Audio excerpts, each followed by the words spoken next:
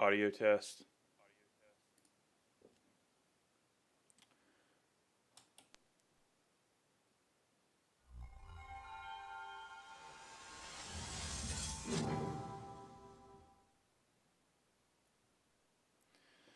Okay, so I am about to go pour up my coffee, and then I will get into what is going on here.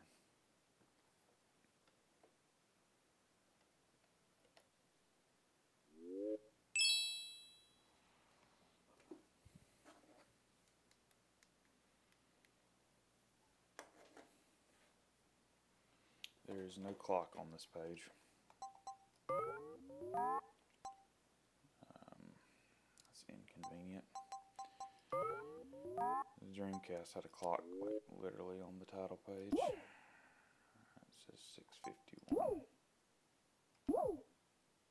It's actually a minute behind what my clock says on the computer. Okay, in any case, I will be right back.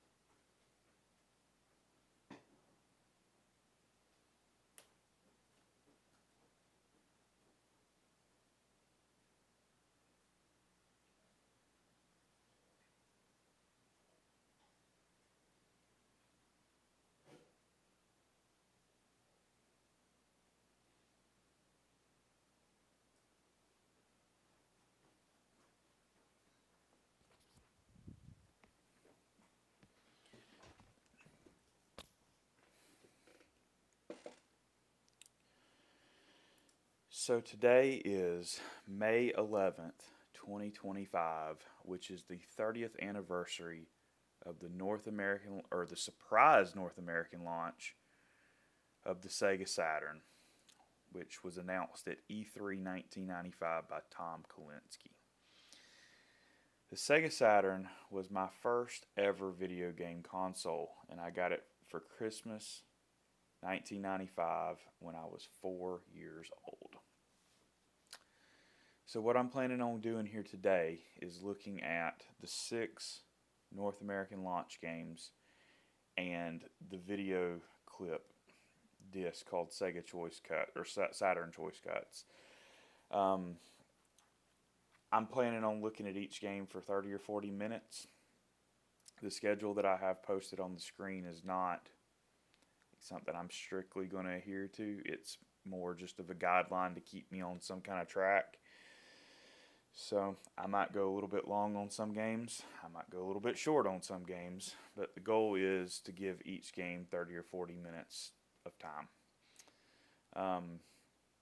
The thought process on looking at the FMV, or I guess it's not really FMV, the recorded video of games on the pack-in disc first, is that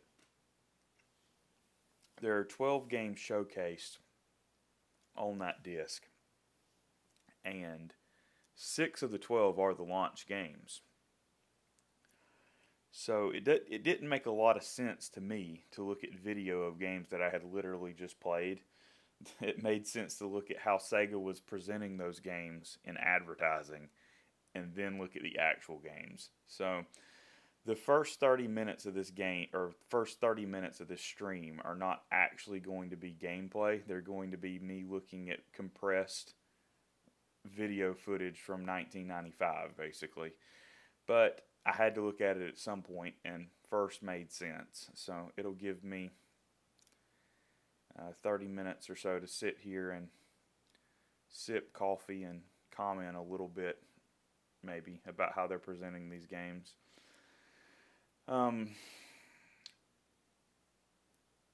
This might be the only chance for me to say it because I may be in a rush earlier. But some quick comments on some things that I'm going to have to do with a couple games. Or that I aim to do, I guess. Have to aim to. Clockwork Knight is a very short game. And my hope is to make it through the kitchen levels, which is level 5, or levels 5 and 6 of the 8 main levels within the 30 minutes that I've allotted. I tested this the other day to see if I could do it, and I can, but I'm going to have to be playing pretty well. So, we'll see how that goes. In Panzer Dragoon, I'm playing the Saturn hooked up in my office to a capture card. And for that to work, I have to be playing on like a modern HDMI type TV. And the Saturn looks awful stretched into 4K, which is pretty obvious. But I'm going to have to play Panzer Dragoon on easy because it's just too hard to see enemies on this TV on normal. So I would be a little surprised if I make it past, say, level 3 in the 40 minutes that I have allotted anyway. And easy goes through episode 4. So I don't think it's going to be a problem in terms of content that I'm choosing to play on easy. I'm literally just trying to show the game off and comment on, I guess, my feelings about the game and that game and other games on what is the 30th anniversary of the North American launch. So this is a time capsule, not necessarily a lasting tribute to my exceptional qualities of playing Panzer Dragoon 1, which I wouldn't say they're exceptional anyway. So there you go. Alright, we're getting pretty close to time. I am actually going to wait for it to hit 7 on the system clock, I think. I don't know if it ticks while you're sitting on it, so I'm probably going to back out here. I think we're going to be 1 minute short.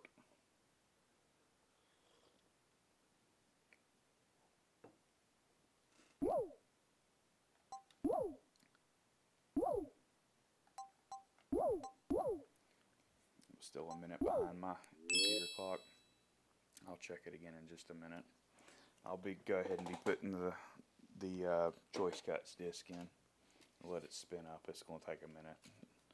Blazing fast 2x CD drive, according to the back of the box.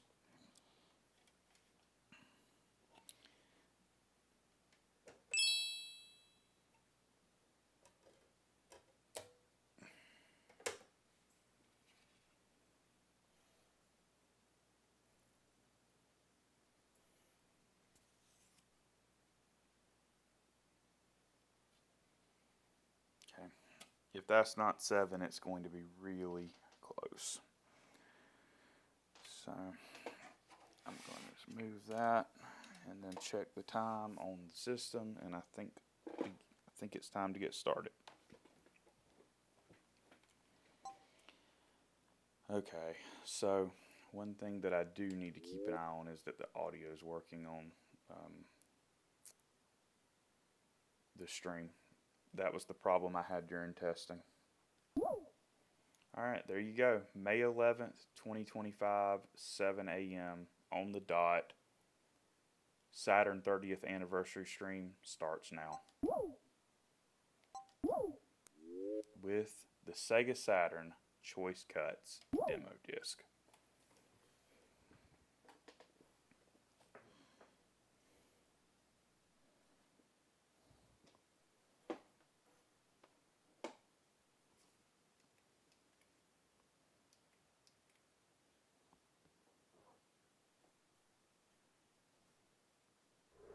We are 5 years away from entering the 21st century. Humankind stands on the edge of the interactive age. You have come a long way. But are you ready for the future? Introducing Sega Saturn. Aw, hit it. Sega's next-generation gaming platform, revolutionary sports and arcade gameplay, all with amazing new 3D experiences never before possible on home game systems. Wow.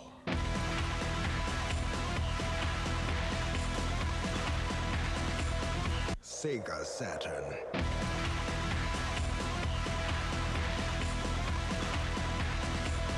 It's how you play the game. World Series baseball.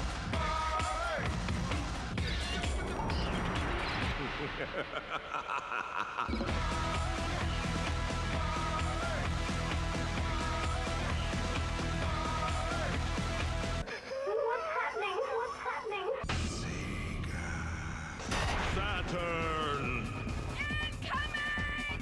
That's good. Go farther than you have ever gone before. Sega Saturn. Play your games in the 21st century and leave the rest of the world behind.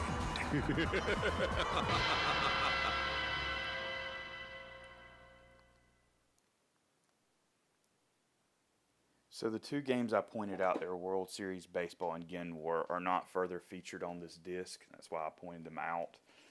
Notice that it said 20 spleen-busting games at launch, which means this was produced in anticipation of the September 2nd launch date, not the surprise May 11th launch date, which only had 6 games. So the order I'm going to do this in is launch games first, then Bug, which was the only game to come out before September. It came out in July, and then the other 5 in basically the order they're on the screen. I'm going to have to keep moving on the menu. I know it's making noise, but it will move me back to main menu if I don't. So here we go. Clockwork Knight, an action-adventure game. Your quest as the noble toy knight Pepro Chow is to race to rescue the Clockwork Fairy Princess before dawn, or your magical toy world will cease to exist. But don't be fooled into thinking this is mere child's play. You'll need to use strategy and split-second timing to find all the secret rooms and things you'll need to survive.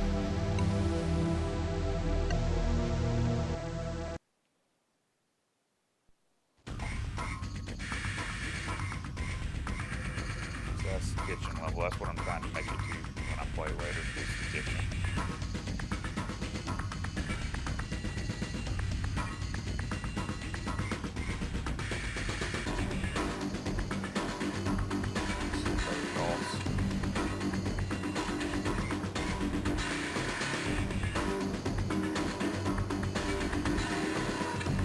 The attic, that's the only level we shouldn't see later. This is the final level.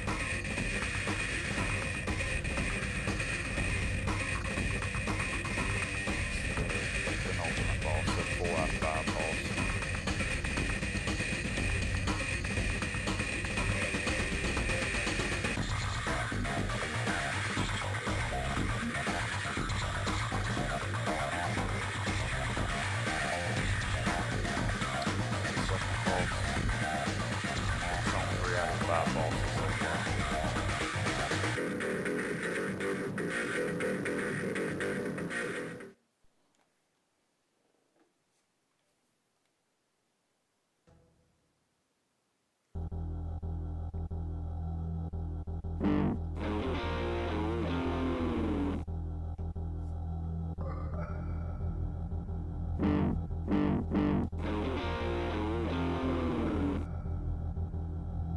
Panzer Dragoon, an action-adventure game.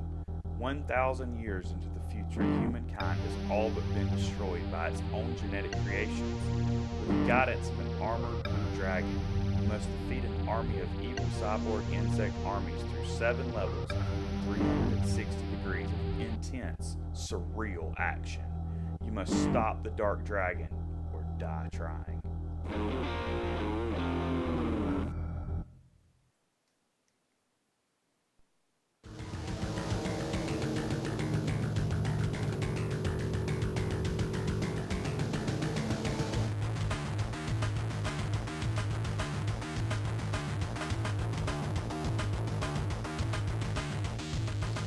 There are only 7 episodes, or really only 6, because the last one is the final boss. But they show off a pretty good variety of stages here. I didn't count when I looked back at this earlier, but I wouldn't be shocked if they showed off all 6 episodes in this demo reel.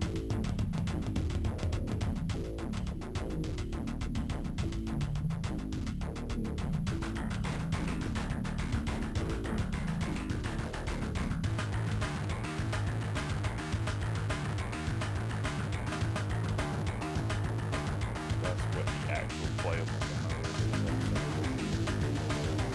Minus the boss fight.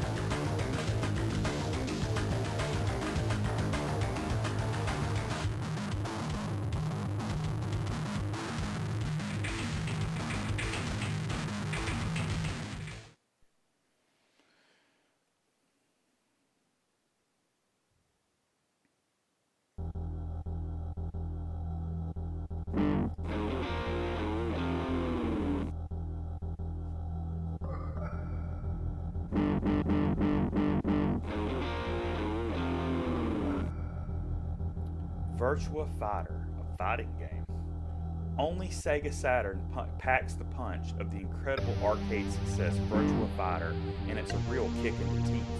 It's got the arcade speed, control, and graphics, all 700 moves, revolutionary polygon graphics, and changing 3D perspectives. 8 different fighters, and as many tournaments or head-to-head fights with a friend as you can take. So this was the pack-in game.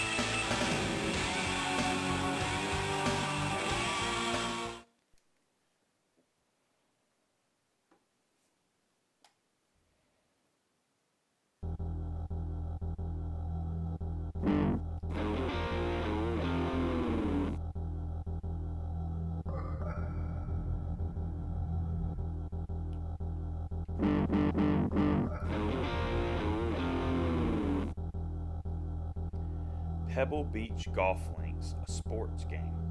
More realism, more control, more hazards, and more true-to-life features than ever before. Tour the entire course or have course descriptions provided by golf legend Craig the Walrus Stadler. Use replay to see your shot in first-person perspective, or watch it from the ball cam view. Up to the challenge, this course is more than up to par.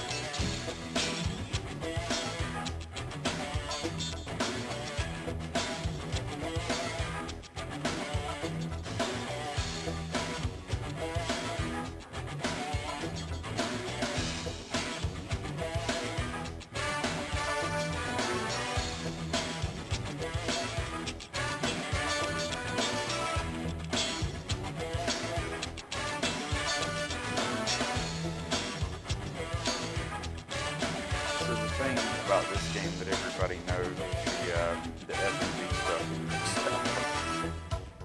which they aren't showing off here.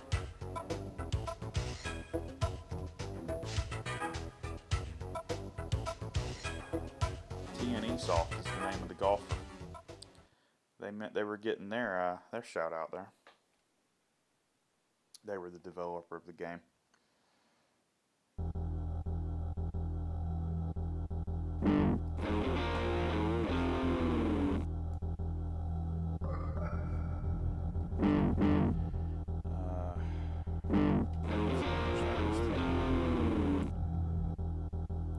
Worldwide Soccer, Sega International Victory Goal Edition, a sports game. Want speed, U.S. and international teams, and real turf-tearing head-to-head action? Then you want Worldwide Soccer, the name of this game's tripping me up. With 3D views and 24 dynamic camera views, you'll always have the best angle. Combine this with a multiplayer feature, 5 play modes, and replay control, and you get the most realistic soccer action this side of the stands.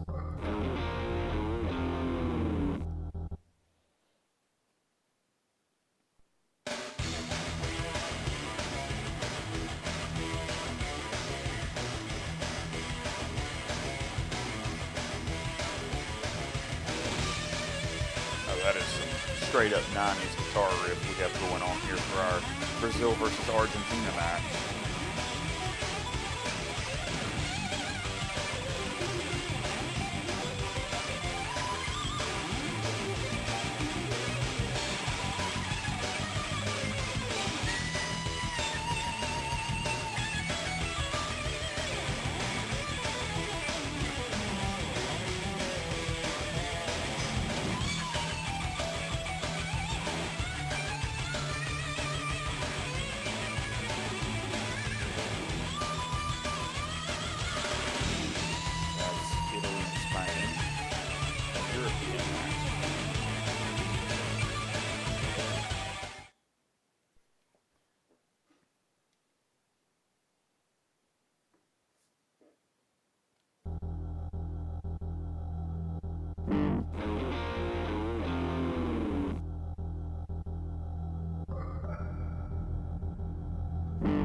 The final launch game, Daytona USA.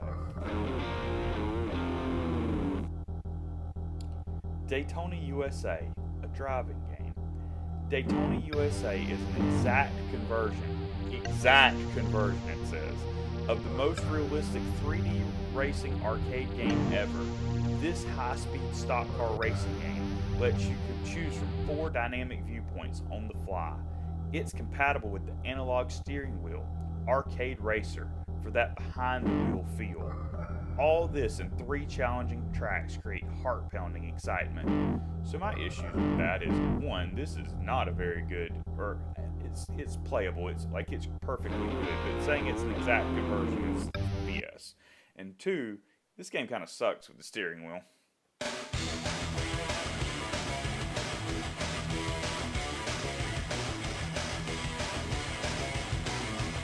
Yeah, if you've ever played the arcade version of Daytona, you know that this is a little bit graphically and frame rate challenge, performance challenge here. Gameplay is great. The performance, maybe I wouldn't say an exact conversion.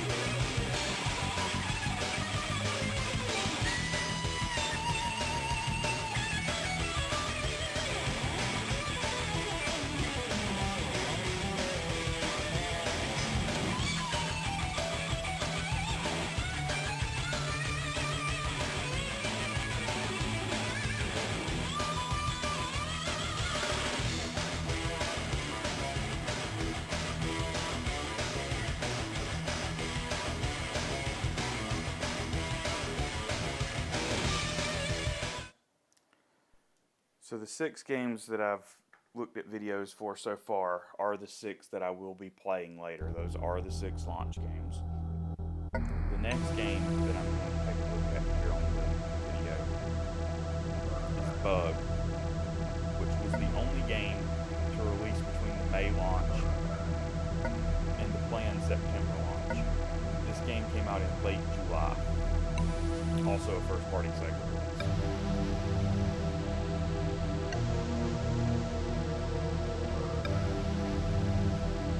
Bug, an action-adventure game. Meet Bug, the amazing but overpaid new action hero starring on Sega Saturn. In this 3D role, traveling through 6 acts and 18 levels of amazing 3D landscapes and battles, scads of treacherous enemies on his way to the big finale against the wicked Queen Kadabra. I couldn't read what the screen said. I couldn't tell that said scads. I thought it said seeds. I was like, that doesn't make any sense. Alright, so this is a game I'm very familiar with. I want to note what levels they show. So I think that's Splot. That's level 3, I think. That's Insectia, the first level. Reptilia, the second level.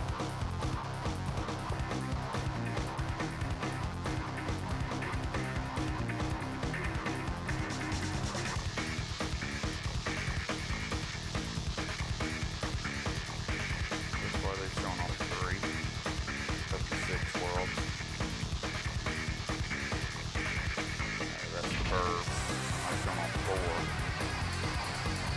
Only things they haven't shown off are Arachne and the underwater level. Like Aquatica or something. That's Arachne. So now it's just the underwater level they haven't shown off as the fire ant.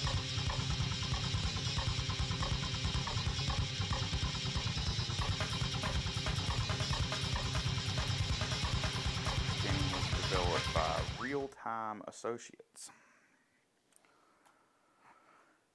So they showed off 5 of the 6 worlds there. Quite a few, actually, for a video. Now the other 5 post-launch games on here. So I have all 12 games on this disc. 1995 releases tend to be pretty cheap because they printed a ton of them. But unfortunately, you can't look at half of these games because they weren't launch games. Alright, so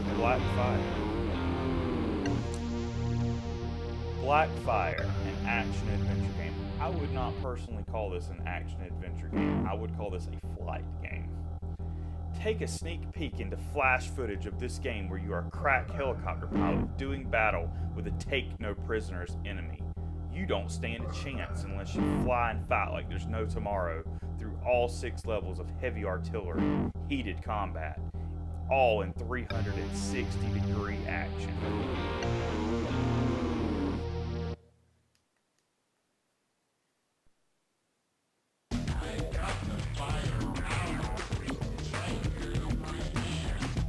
So I would say probably the most notable thing about this game to me is how wonky the controls are.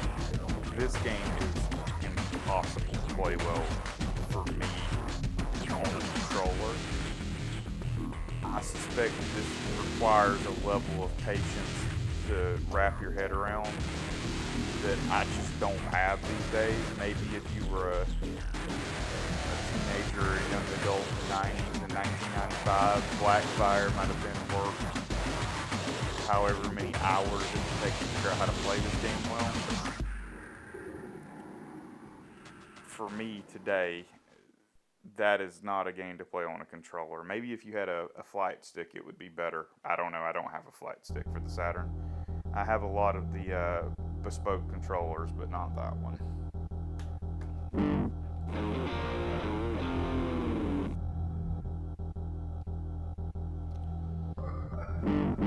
Myst.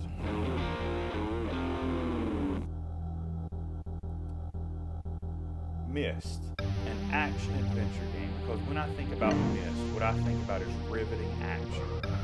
The renowned PC game Myst is available from Sunsoft for the Sega Saturn. Journey through a surreal, mysterious island world while attempting to unravel the chilling tale of intrigue and injustice of a betrayal of ages past.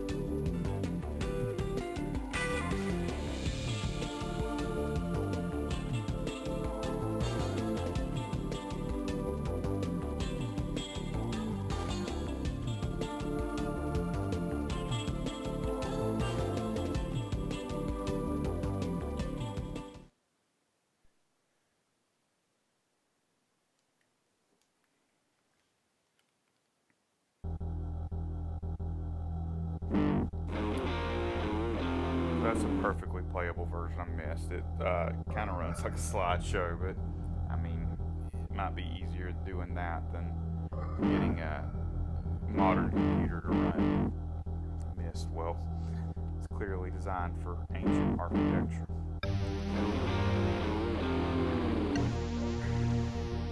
Solar Eclipse, another action-adventure game that I wouldn't call an action-adventure game. Solar Eclipse by Crystal Dynamics is the first and fastest original 3D space combat simulator for the Sega Saturn. Players must survive in a target-rich 3D environment as they destroy enemy ships with devastating firepower. Features chase, plane, and cockpit views. I would have personally put some commas in that sentence. Over 40 minutes of full motion video animation and in-shop FMV comlink communications. So the FMV stuff in this game is actually really impressive, especially for an early game on the system. So I'm going to hush and look at that a little bit.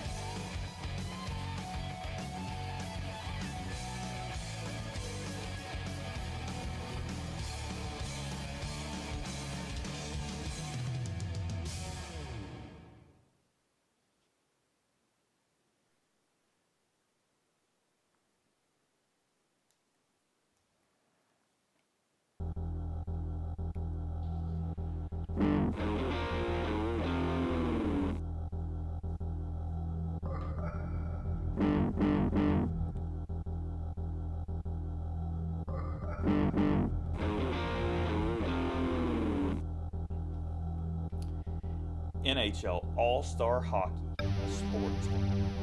With real players, real teams, and real hard-hitting action. This is the most realistic hockey game ever. Choose from the real NHL teams, or create your own to challenge the pros.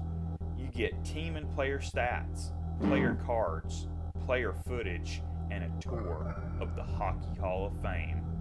Up to 12 players simultaneously. Could you imagine getting 12 or 11 other real world people willing to play this bad hockey game with you?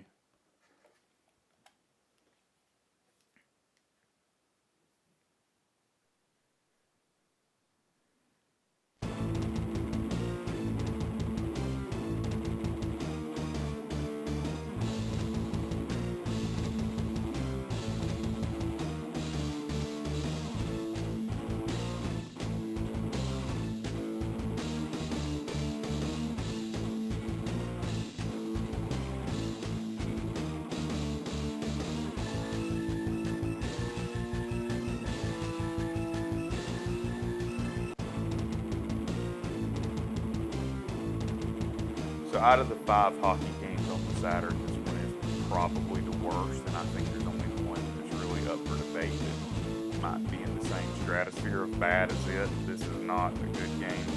Sega knew this was not a good game, since they got a different development team to make it sequel.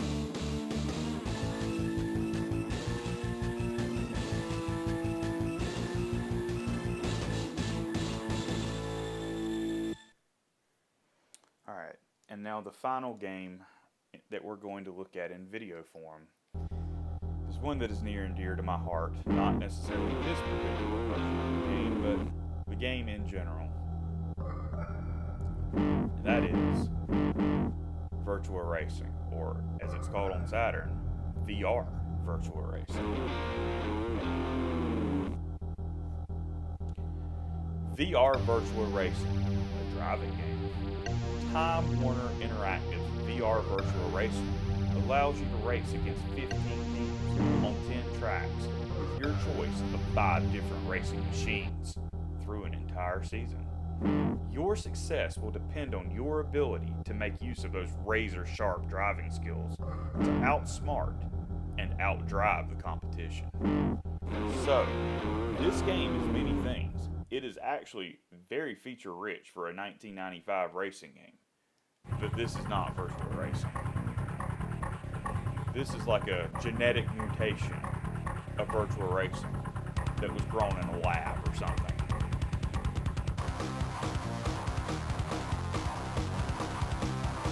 Big Forest, that is a beginner arcade.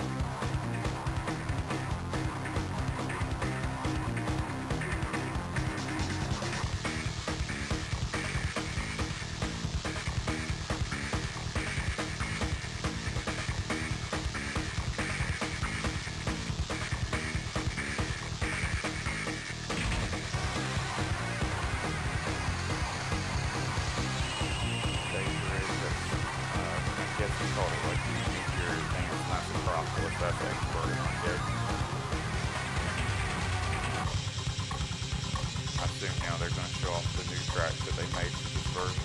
They being Time Warner Interactive, not Sega. New tracks.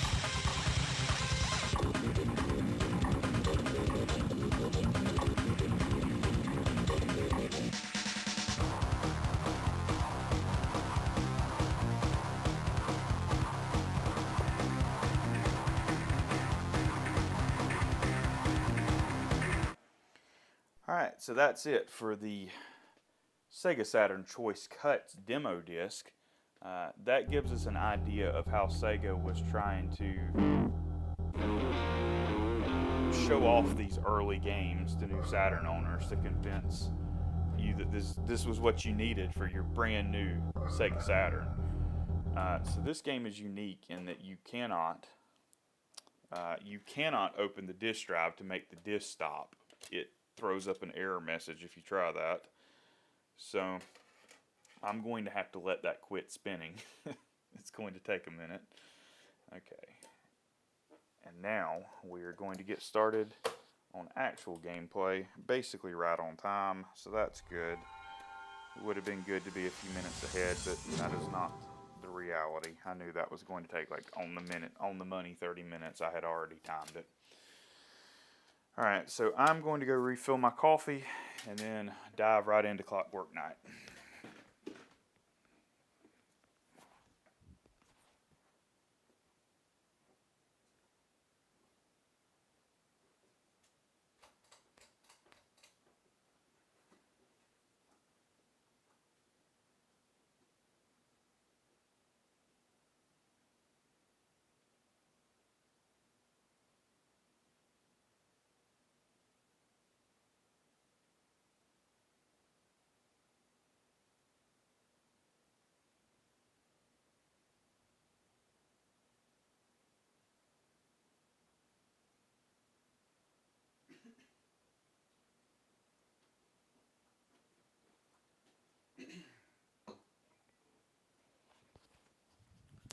Okay, so all 6 games that I'm going to be playing today were published by Sega, so I'm not going to repeat myself on that. Clockwork Knight was developed in-house by Team Aquila, which is difficult to trace the history of, but they only made like 5 games total ever. So this is probably their most notable one, either this or its sequel.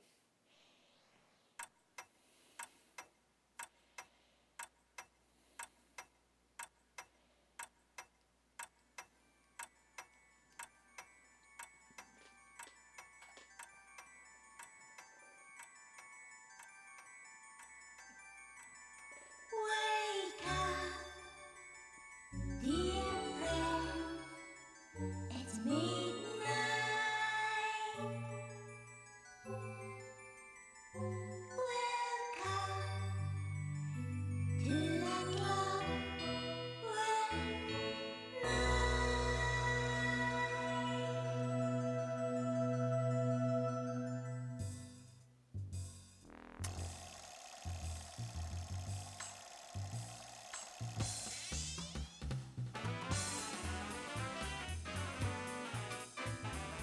So I personally think it's very obvious that this was being developed as one game that was split in half.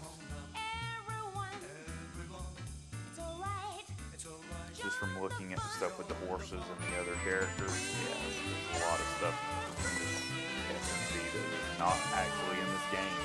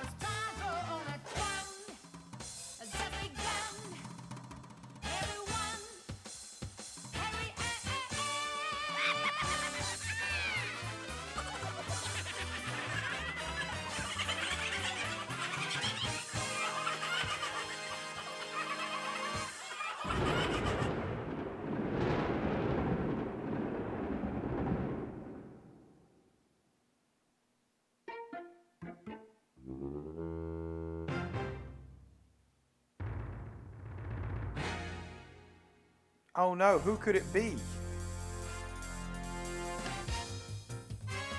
What are they gonna do?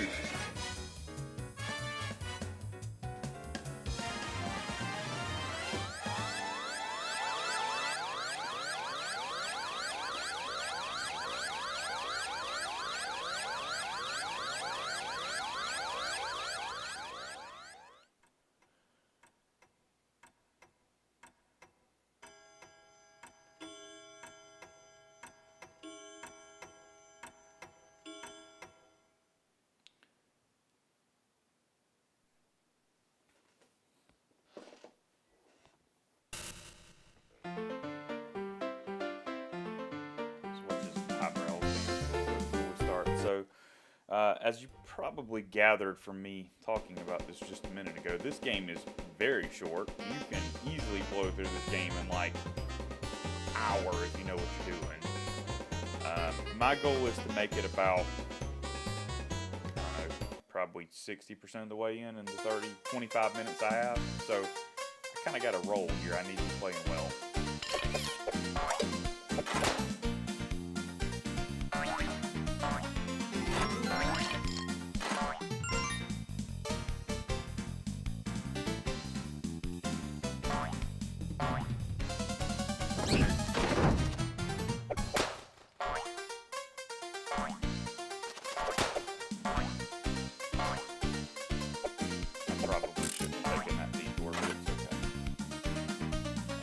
That actually might be faster. I'm not sure.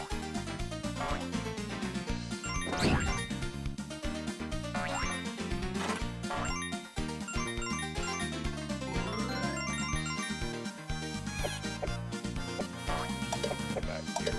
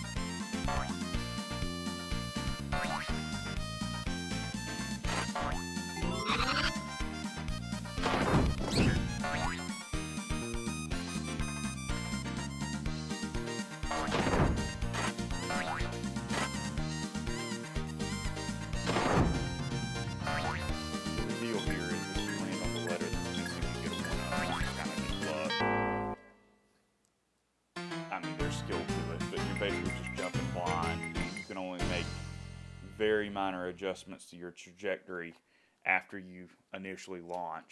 So if you get it, great. If you don't, who cares?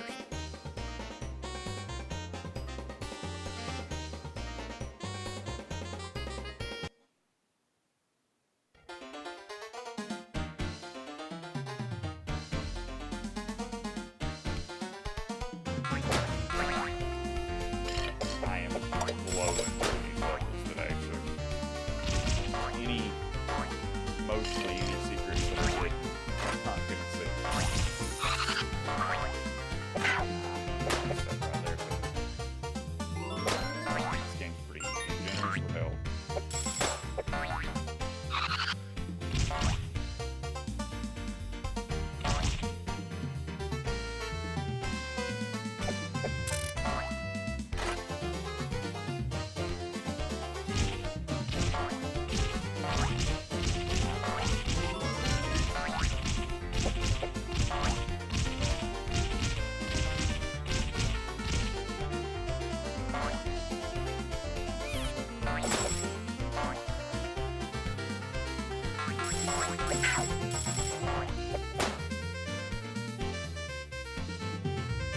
I don't have time to worry about that, about how to get down there.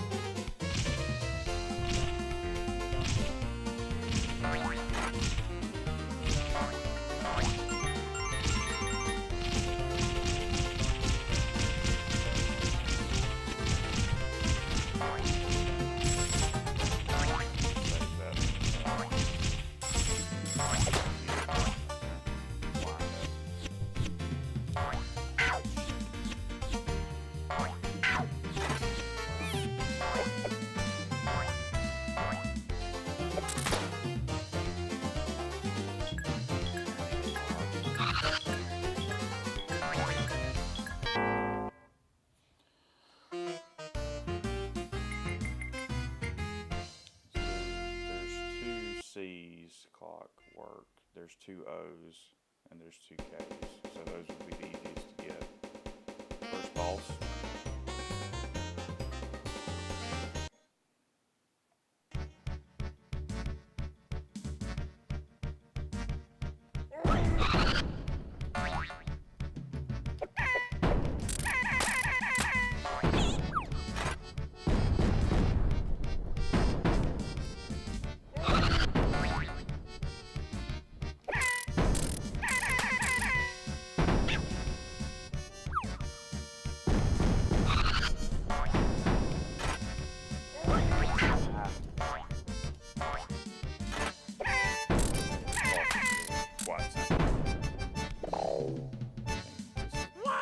Right here.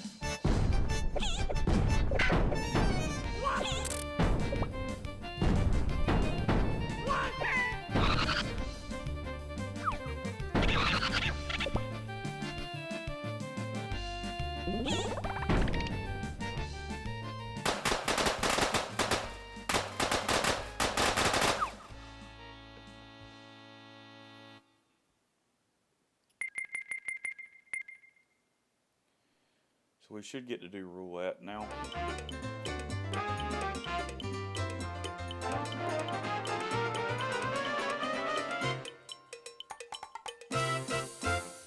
But I'm literally just going to pick whatever's in the front because I don't have time to try to watch this. 15.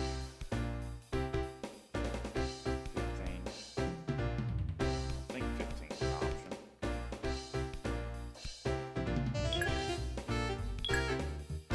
So we got decent odds on this.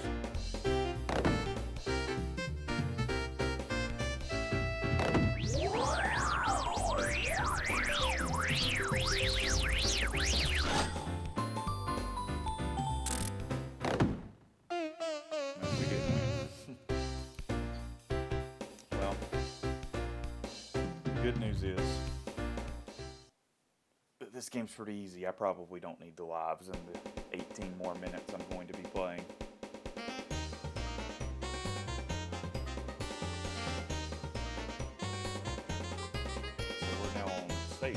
Kevin's room, or World 2 Kevin's room.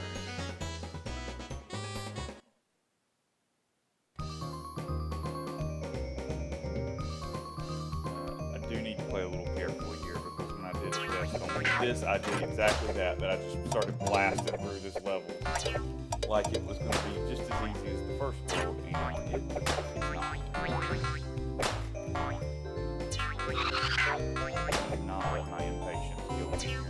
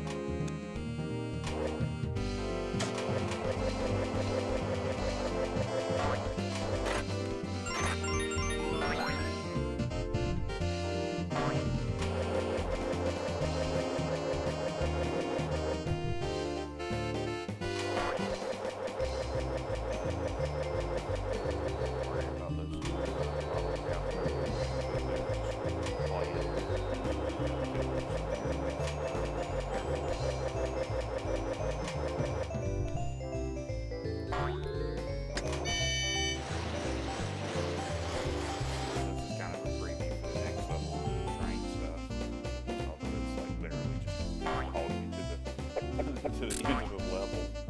In this case, I almost died right there, actually. I almost slid off the box.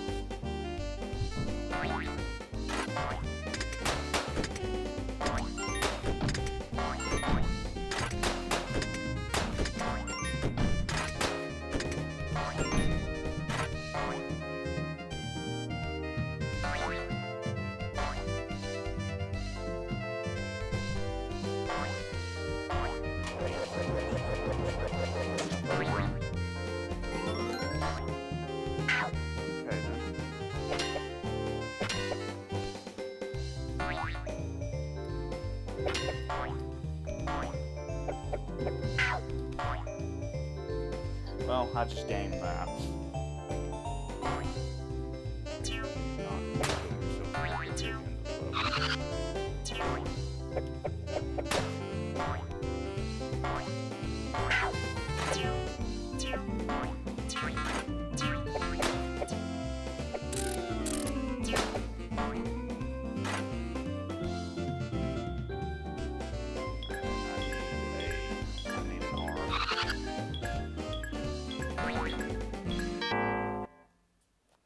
Been unlucky with jumps and spins, roulettes and stuff so far. Well, I think there is a 1-up in this level though, in case I need it for the boss or something. So this is a train level. I'm okay on time right now.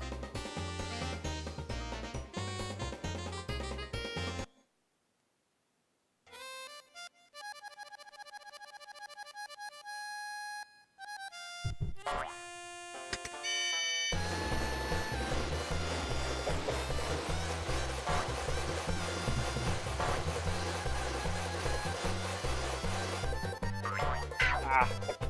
Yeah, you really actually can die on this level. Like that. Yeah. You actually like really can soft lock yourself here. I probably need to shut up and focus.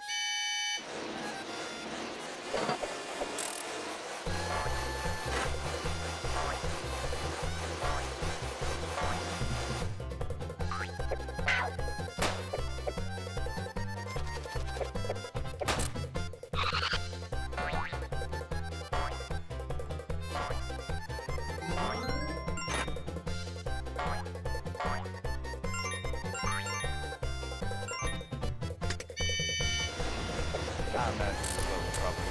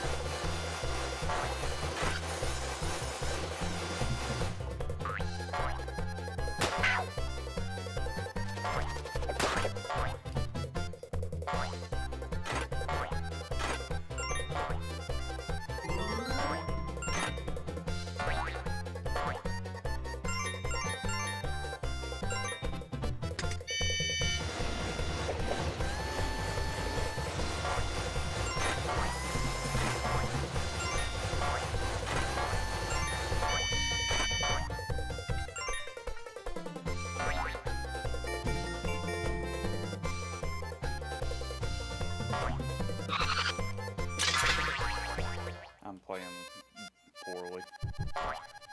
I'm in too big of a hurry.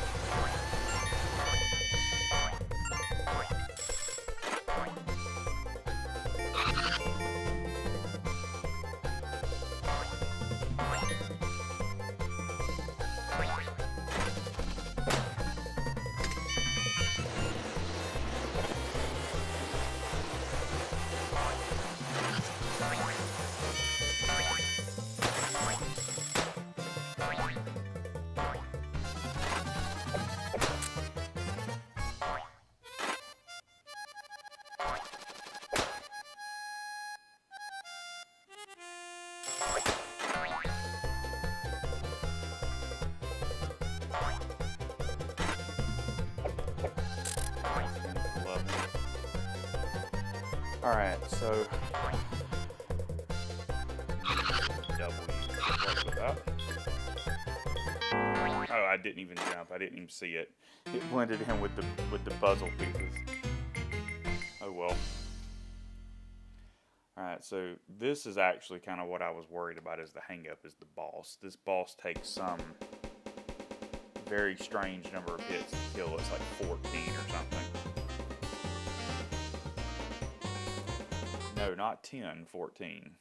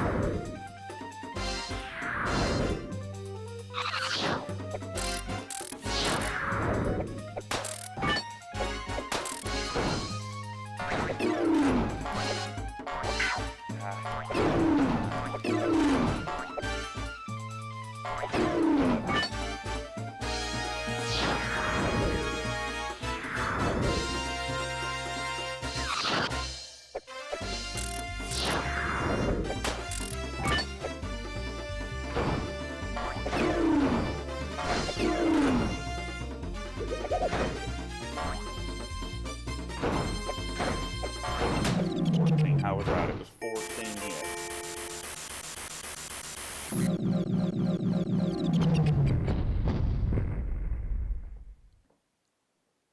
So that's kitchen.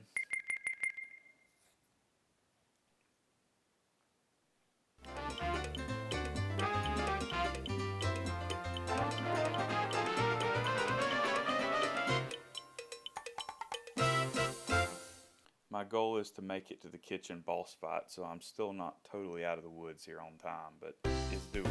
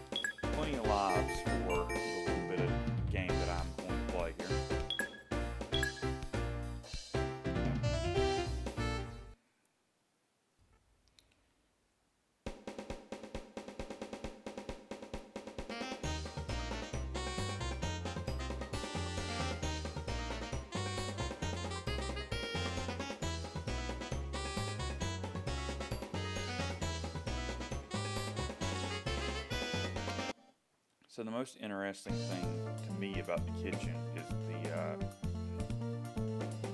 so like here, that no slip. There on the counter, very slippery. There is very little grip adhesion in this level. There is basically no friction, I guess is what I'd say, on the countertop.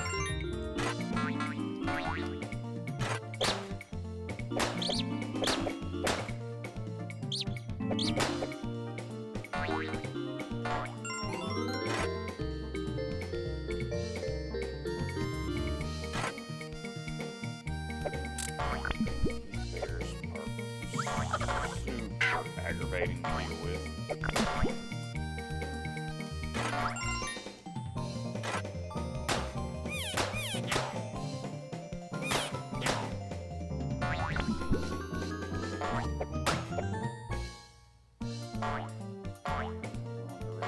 Biscuit.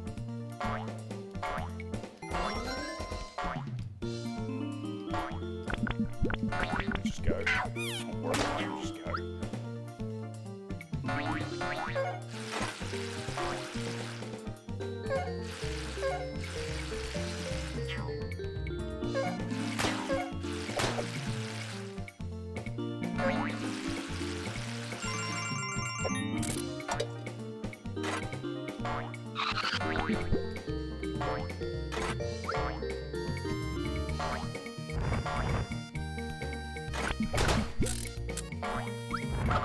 Probably should have gone back and got that. Yeah.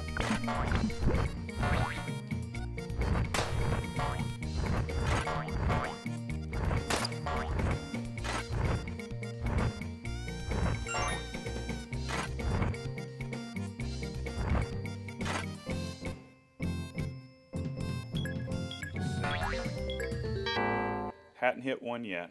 The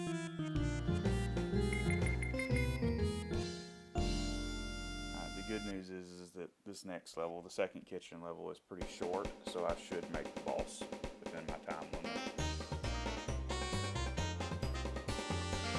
This is the sink level.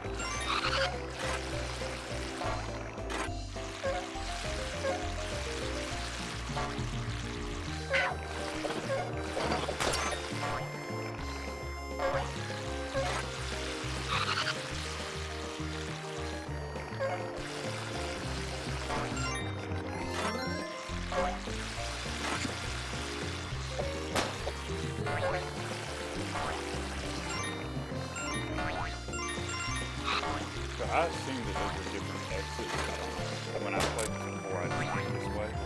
I assume there are different routes for this level, and it's not as short as I just made it out to be, because that's the end of the level. I tried to spin back for that C, but it didn't matter. It just flickered off right before I landed anyway. Even if I had hit the right tile, it wasn't going to count. Oh well. I didn't hit a single one.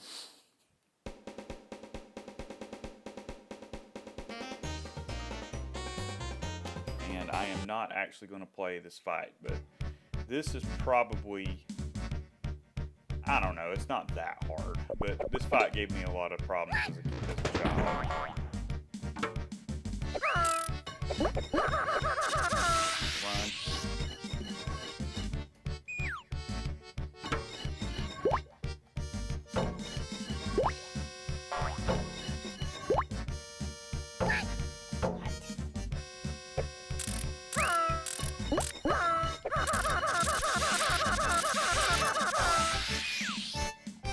I think I lied. I think I might be going to play this at least once. I'll play it one time. If I don't beat it on first try, I'll move on.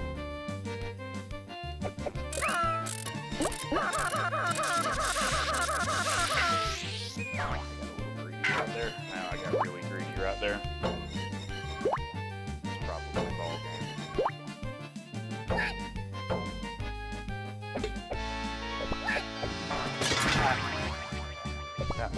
killed me. Oh well. Move on. So, the only level I did not see was Attic. That was like really legitimately 2/3 of the game. So Attic and 2 boss fights was all that we didn't see there. Very short game. It's almost like it's only half the game.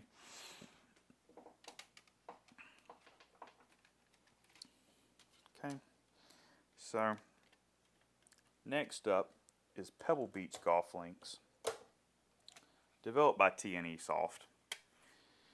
And I will come back and finish that thought and boot the game after another coffee refill.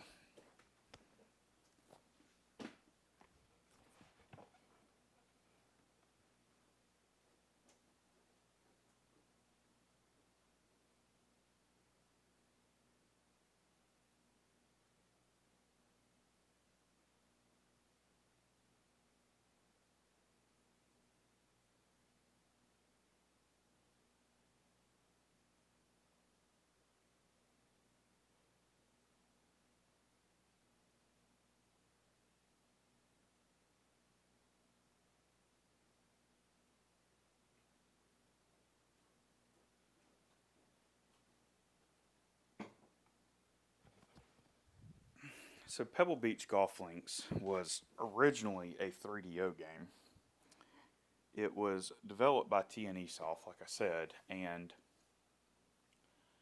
I assume Sega must have cut some deal for this game to get it as a launch game, because Sega published this. TNE developed 3 Saturn games total in the U.S. market, 2 golf games, this game and Valora Valley Golf, which is kind of rare, kind of expensive actually, and Virtual Highlight, which was published by renowned publisher Atlas, so you know it's got to be good. Yeah. So TNE didn't have a ton of output on the Saturn. From what I understand, the FMV stuff with Craig Stadler is not in the 3DO version of this game, so that is unique to the Saturn version, and it's also the best part of the game, so clearly this is the version to play.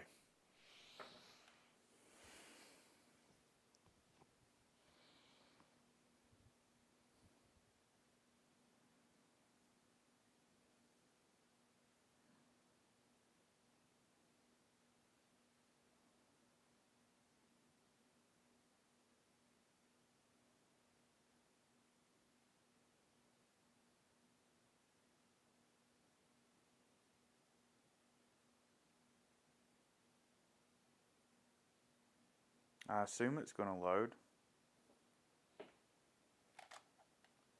Okay, we're having technical difficulties. It is loaded. I don't know what the problem is, because it didn't go back to menu. I have no idea what just happened, because this worked when I tried it on the test the other day.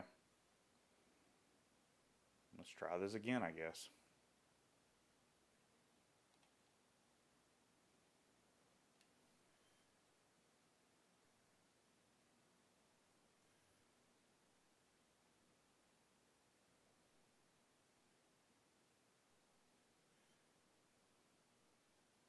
Okay, there we go. There is an FMV to start, so I guess this didn't load for whatever reason.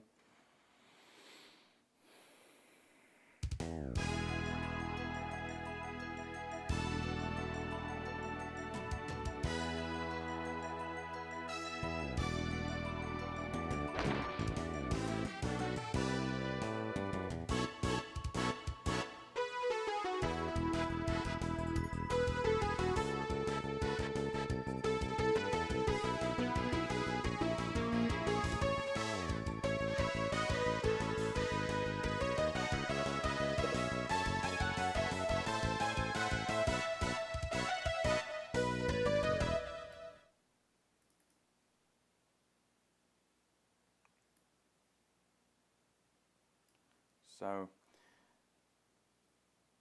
I am going to quickly go look at the, well, if it loads. I have no idea what just happened. I don't know why it didn't. I was pressing start. I guess it didn't like the way I was pressing start. So I'm going to quickly scroll through the menu here before I jump into an exhibition.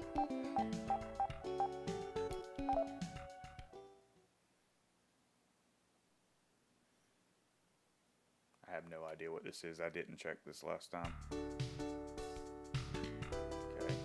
I do know about that. Tell me about the shot, because I didn't quite figure this part out.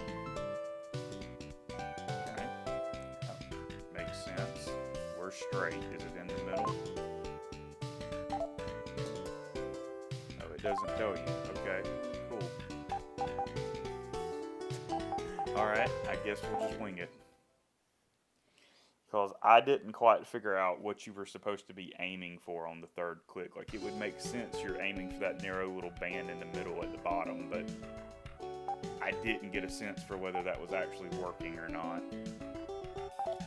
So, course guide, this is a list of the 18 holes at Pebble Beach, basically. I assume this must be Craig's F&B stuff. If it is, I'm going to get out of this. Hole number 1, par 4. Back tees, 373 yards. Middle tees, 338 yards. Yeah, it is. We're going to skip that because we're literally about to see that for hole 1.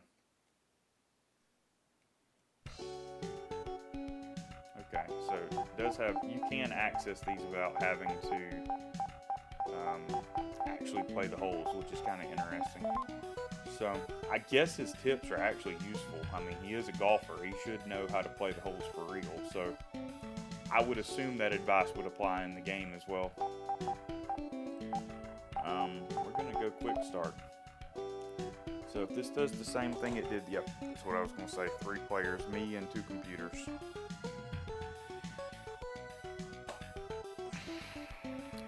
I don't know, maybe 2 holes is what I'm hoping to play here in the time that I have. I'm really pretty bad at this game, so this is not going to be...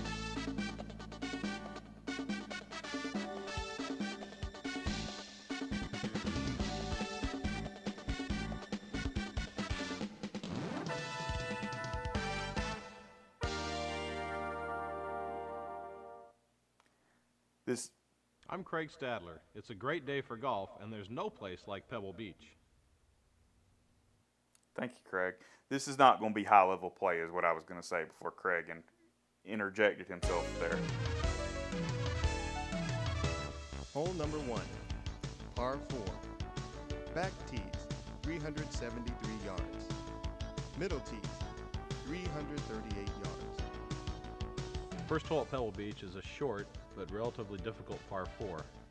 It's a must to get the ball in the fairway, which usually can take a long iron or a 3-wood. If you're in the rough, it's impossible to get the ball on the green on your second shot. You have a bunker in the front left and a deep bunker on the right, which you must avoid. So take the 3-wood, drive the ball in the fairway, medium iron to the green, a couple putts for par, maybe a good chance for birdie. So putting in this game is impossible for me to figure out, so that's probably going to be the weakest part of what I do here. Not that the rest of my shots are going to be exceptional by any means. I'm assuming that must be me that triple bogeyed this the last time I played it, because I think I did triple bogey it.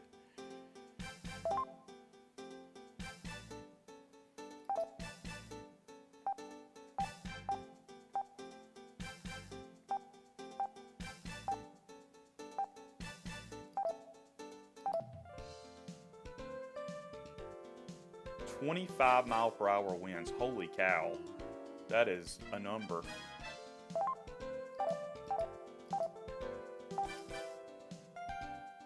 Yeah. That's the problem, is I can't hit that last button press. Still, that's a decent shot. That's on the fairway. Great shot, right down the middle. Thanks, Craig.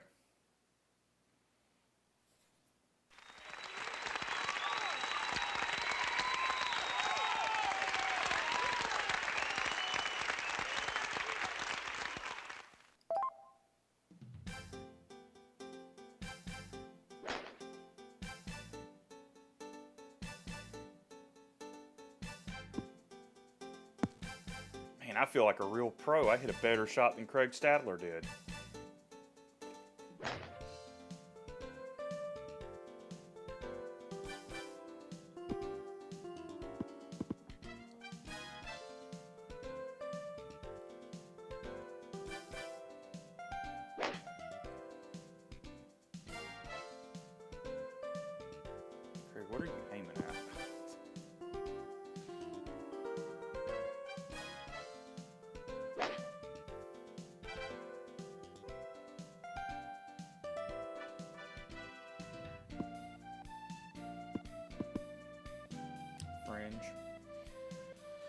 Okay, this is going to be tricky. Is with this much wind, and I need to hit it 88 yards.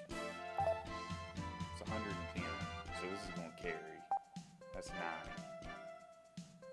I'm probably going sandwich here, I think. No.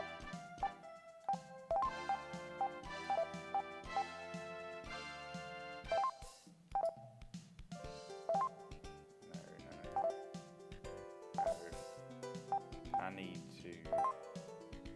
That's not what I wanted. I had the hardest time figuring out how to change directions on this last time. So, yeah, there you go. Do it like that. Okay, so this is going to carry. Wind's going to get under this.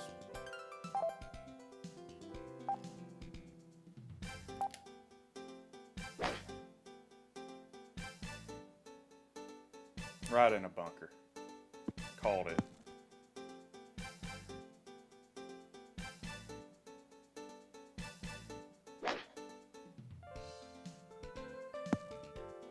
In good company.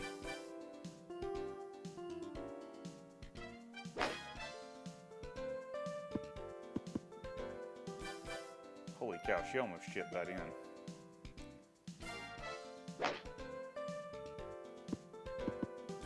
He did chip that in. That is why Craig Stadler's a pro. Only he could play like crap for the first 3 shots of this hole and still salvage par out of it. That's 11 yards. I just need to tap this.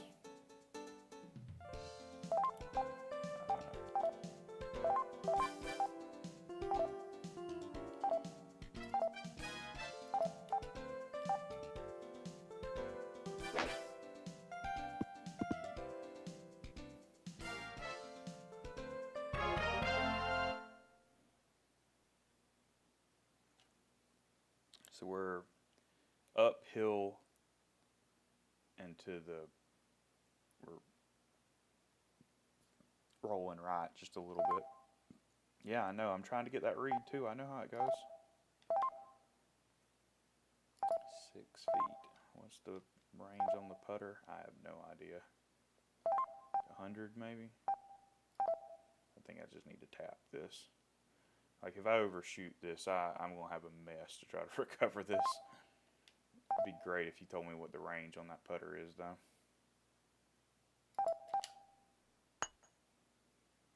It's fine. That should be a bogey unless I really screw up here.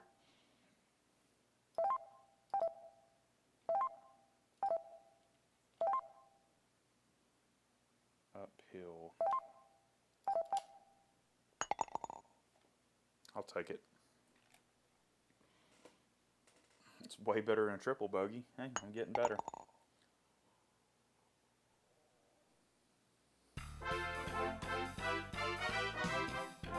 Lots of red numbers on that board. Lots of players under par. Lots of great golf going on out there on the course today.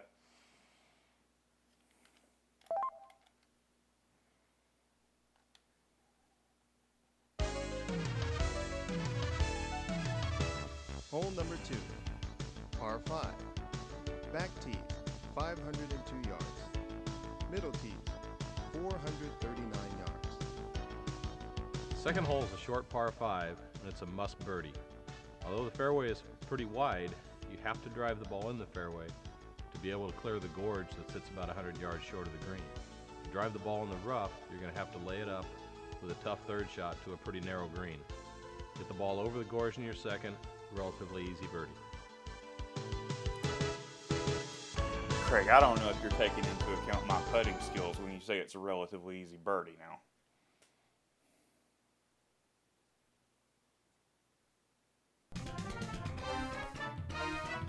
Okay, we got a par 5 here. Let me see how a real pro plays this.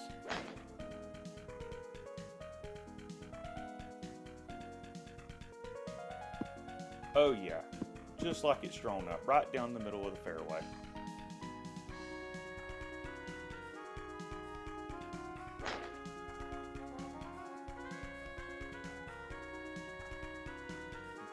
Okay, I'm getting a sense of how to do this. just need to emulate what they've done. We still got 20-mile-an-hour winds. It's blustery as all hell out here at Pebble Beach today. I probably want to aim. No. Well, I don't know. I might actually want to move over here. I hadn't considered that. I hadn't considered this option that maybe I want to open this up a little bit for myself. Maybe I want to spin here. We got the wind blowing that way, so we're going to carry a little bit to the left here. We got a strong crosswind going on. Maybe I want to shoot kind of like at that angle. I think this is us. I think this is what we're going to do.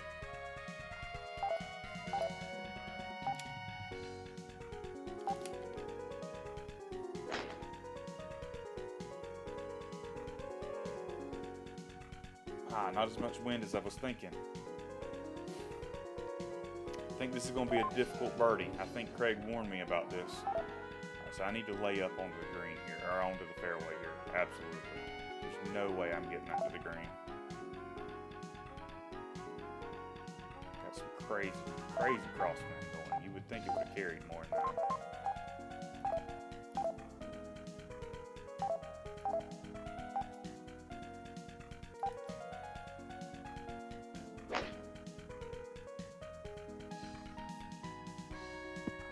That's something I can work with. I can work with that.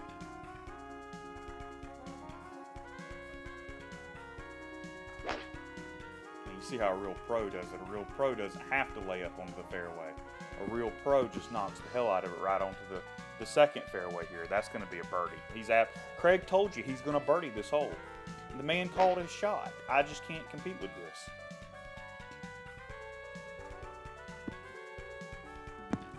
And then another amateur over there, straight into the bunker. Non-optimal play being shown off. They show you both ways. They show you the right way to do it and the wrong way to do it. And me, I'm out here forging my own path. I'm not paying attention to them. I need to really get under this to have any chance of making the green here. If it were me, I believe I just hit as far as I could.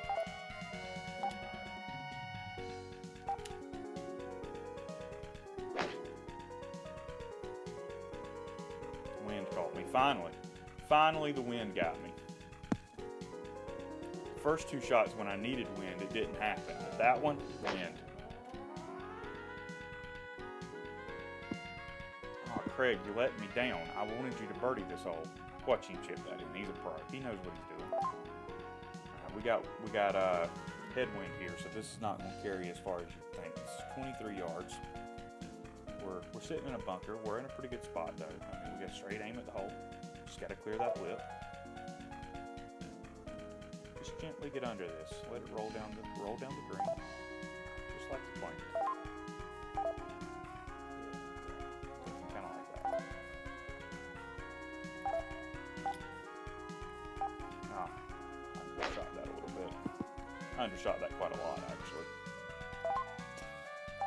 Well, everybody makes mistakes. You just got to work with what you got here.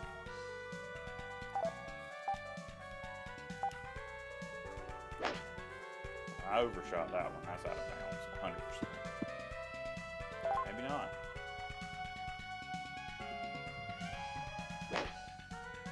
Oh, this is going to be like a triple bogey at best, probably at this point. I'm in bad shape here. 13 yards. What is my club? Wow, that is a big number. I need to barely hit this.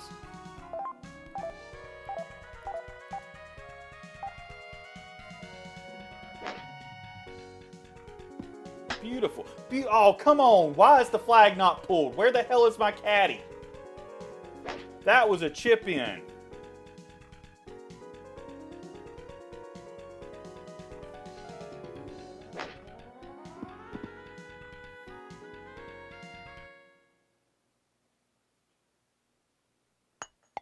It's a real pro right there, saving par after that adventure.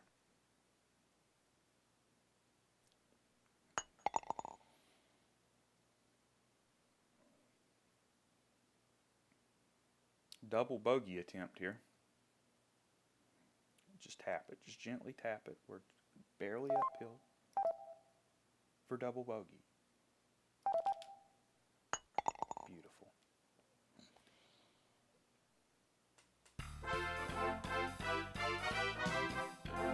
gonna watch Craig's intro for hole 3 and then bounce back to the title screen and poke around there just a little bit.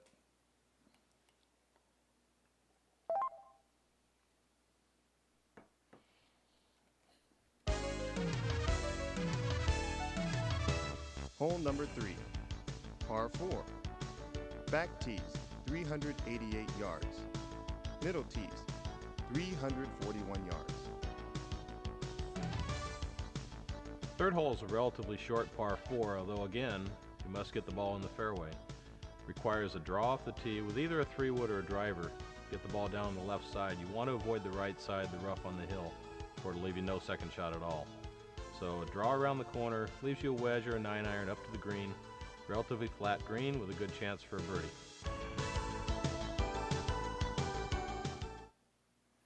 Alright, so I'm getting out of here to menu now. Take a look at some of our options.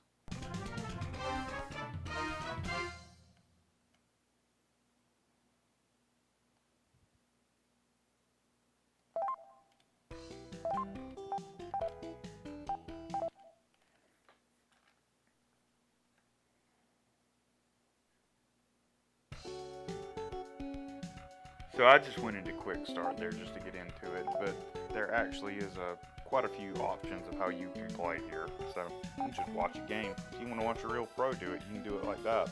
You got skins play, stroke play, tournament, practice, match, a real open, which is what I think we were playing. So actually pretty feature rich for a golf game this old. I'd say, I don't know actually, because this very early 32-bit golf game. I was going to say maybe the complaint is there's only one course, but I mean that might have been pretty standard for this era. Like the other golf game I have on Saturn is PGA 97, and it only has 2 courses, and it came a year and a half after this. So maybe one course wasn't that big of a deal at the time. I am going to actually do something real quick before I go do that. So let's just go to match play, we'll say that. So I wanted to show off this about like where you can pick different digitized avatars. I'm thinking they had the right one for me. I'm thinking that's me. I'm pretty sure that's the one I was already playing as. Now I gotta pick my caddy. Yeah, here we go. She looks like a real expert. I think she was the default caddy. I think she's who we want.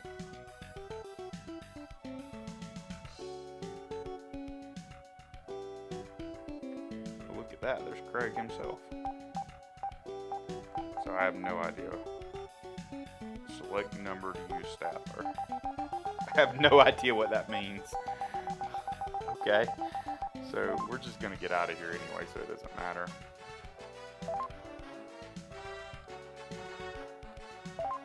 I want to go watch a few more of Craig's whole intros before I bounce to the next game.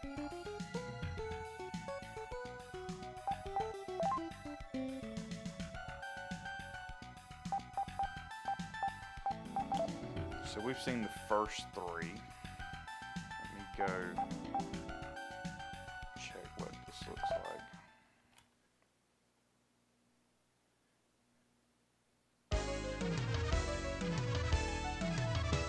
Hole number 4, par 4. Back tees, 327 yards. Middle tees, 303 yards. Fourth hole, the shortest par 4 on the golf course, requires an iron off the tee unless the wind's coming off the ocean into your face. Then you might want to hit a driver. You have to avoid the pot bunker on the left because you won't be able to get to the green in 2. But a ball in the fairway leaves you a wedge, maybe a little 9-iron into the green. Good chance for another birdie.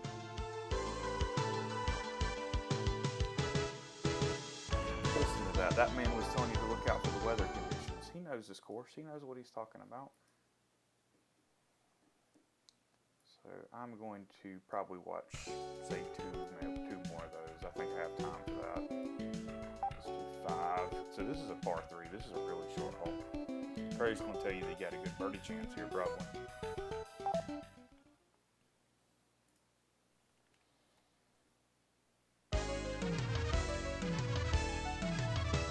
Hole number 5, par 3. Back tees, 166 yards. Middle tees, 156 yards. The fifth hole is a good par 3. It plays uphill, although the wind usually is behind you off the ocean. The idea is to take enough club to make sure you get to the green, for the tendency is to be short with the hole playing uphill. Get the ball on the green, make 2 good putts on a fairly undulated green, and come away with a good par. Really, Craig? You don't think that's a good birdie chance? It's telling you it's a 2-putt. Man, I would think you could birdie that. Interesting. I never would have guessed that was one you're just trying to save par on. Let's watch one more, and then I think it's time to move on to Panzer Dragoon. Hole number 6, par 5. Back tees, 516 yards. Middle tees, 487 yards. Although the sixth hole is about the same yardage as number 2, it is definitely a 3-shot par 5. The change in elevation is about 150 feet from where you drive your ball to where you place your second shot up top with a good shot to the green. The idea is to get the ball in the fairway, carry a long iron or a 3-wood up top where you're going to have a wedge to the green with a good chance to make a birdie.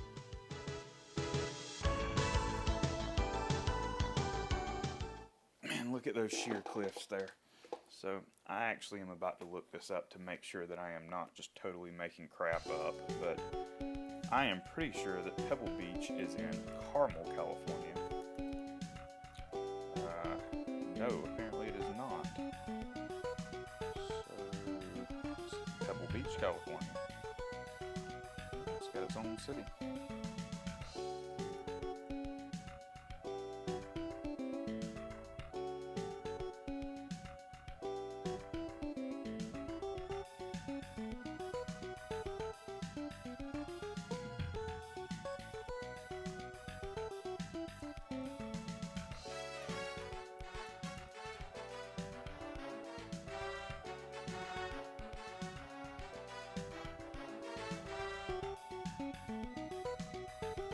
Okay, well, I wasn't totally wrong. I mean, that's probably the closest real city to there.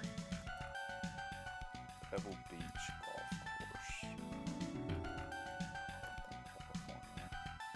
Yeah, that's where it is. I mean, it's 2 miles from there. Okay, that's Pebble Beach. Craig, thanks for the great advice. Actually, you know what, I lied. One for the road. Let's hear about the short par 3. If he doesn't say birdie chance on this one, I just don't know. I don't know what Craig's talking about. This screams birdie chance to me.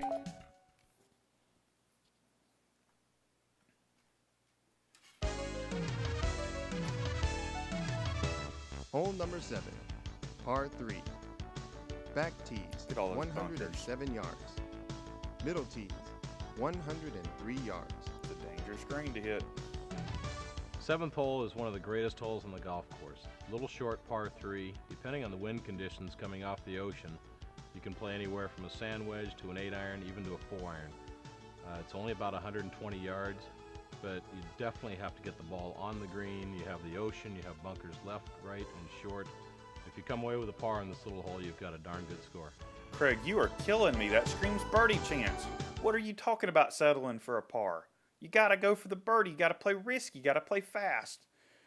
Such a disappointment, Craig.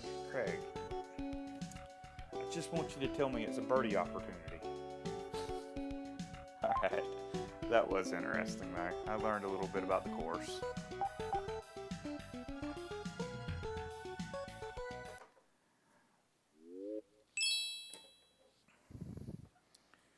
And next up, Panzer Dragoon. But first, I'm going to go get my last pour of coffee for the morning and then settle in for the back run of games here. So currently I am about an hour and a half in, and this should be about 4 hours total. So I was going to say back half, but we aren't halfway yet.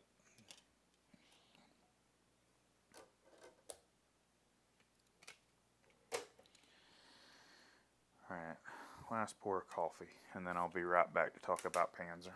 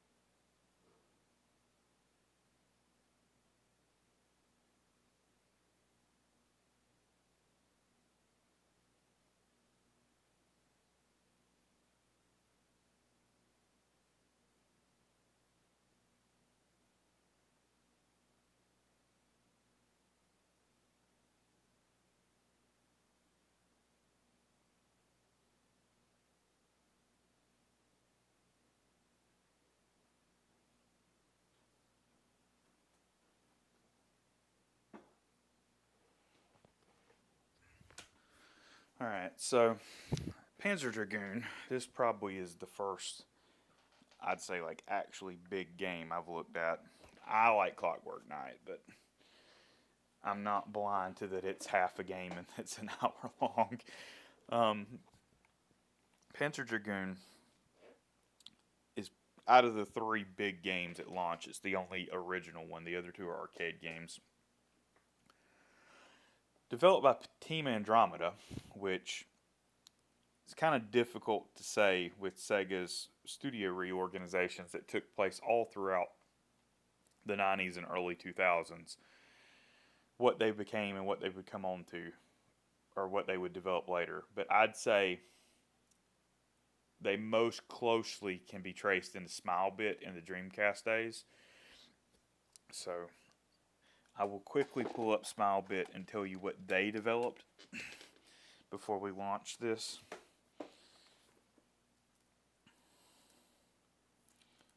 Team Andromeda.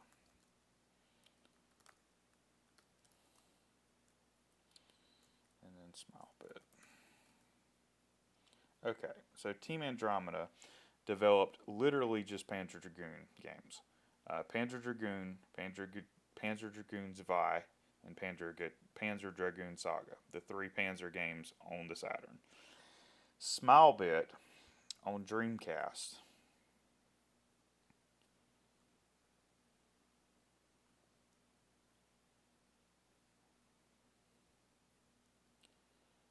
There's something wrong with the Sega Retro. With the Sega Retro article, because all the games are missing. It just has years. But it says they're associated with the Panzer Dragoon and Jet Set Radio franchises. That is not helpful to me because I knew they developed those games. Those were the two I did know they developed. What games did Smilebit develop? Panzer Dragoon, Sega Rally 2, Jet Set Radio Future, Gun Valkyrie, Typing of the Dead. So I have no idea if what Google just told me is accurate, but apparently they made the House of the Dead 3. That's interesting. Okay. So there's an FMV to start this game, and I need to skip it because I'm going to play it again after like selecting difficulty.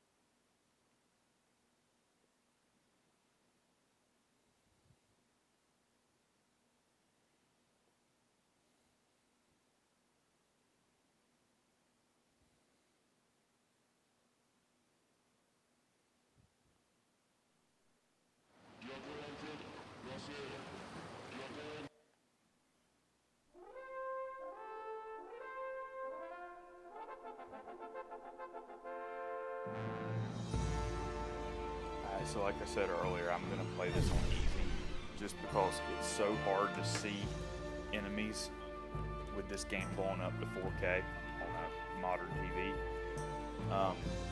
Easy only has the first 4 episodes, but I don't think it should matter because I would be shocked if I make it past, say, 3 in the time that I have left to play this here. So I have 35 minutes to play.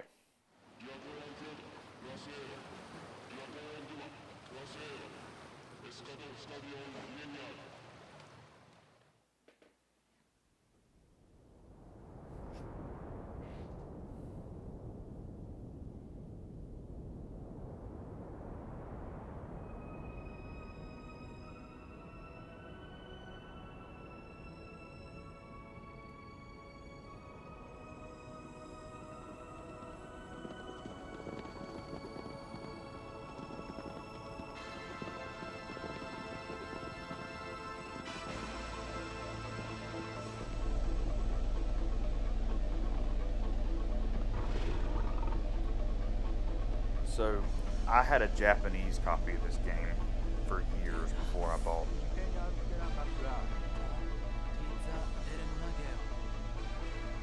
bought a US copy, and I had absolutely no idea what was going on here. So, reading this with English subtitles was kind of trippy for me the first time because it's the first time I ever had any idea what I was supposed to be looking at.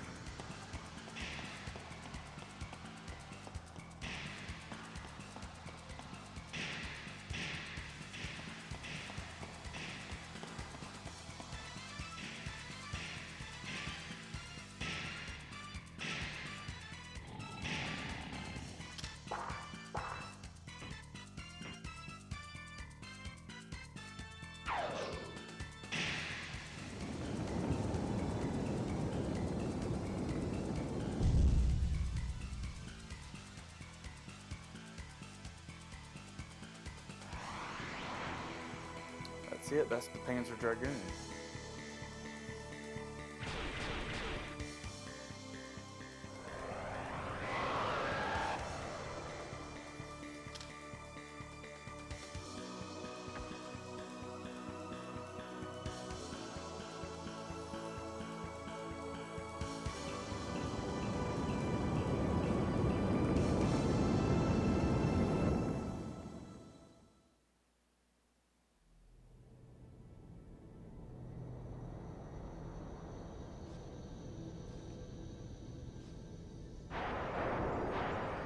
There's the Dark Dragon.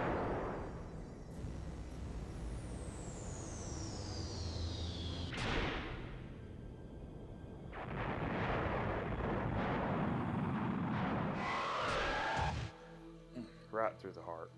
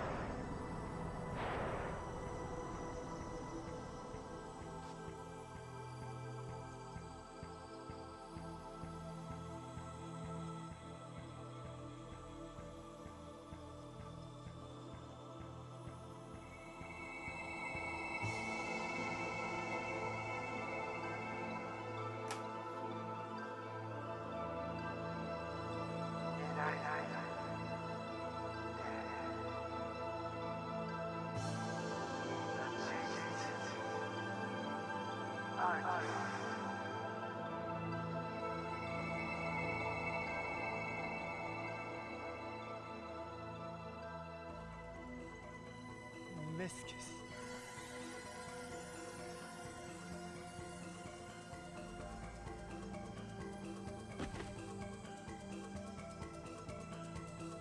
The screen.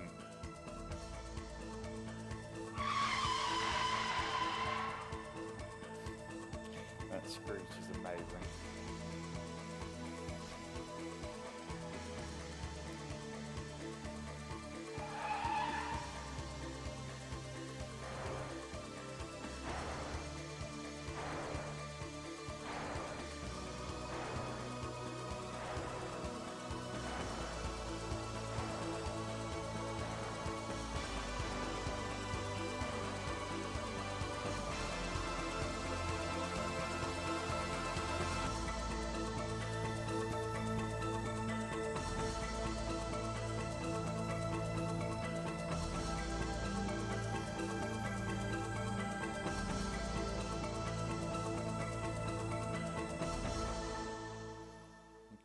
So my hope here is to beat the first two episodes in the 28 minutes I have left.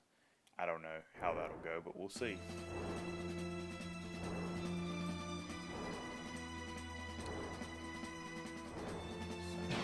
For 95, this game probably really something. 3D graphics, even though it's on rails, this is probably insane for May 95.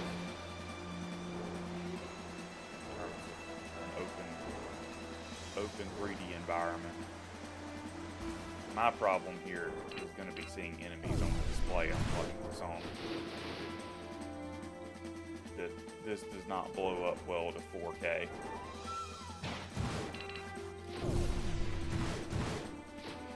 Probably going to keep my eyes peeled on the radar.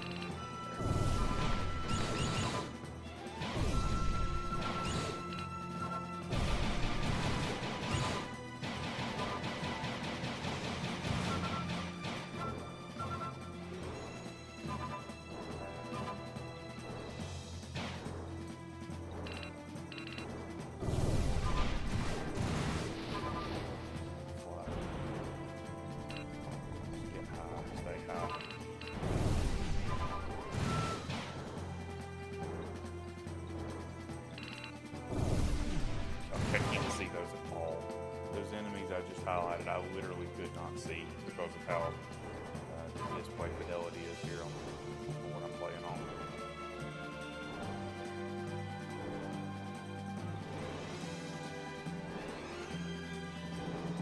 In case anybody wants to question why I was playing on easy, that's why. Because I can't see the enemies to the extent that I really need to be able to. Okay, that was sloppy, I just flew into that. So this is boss. We're on rails now.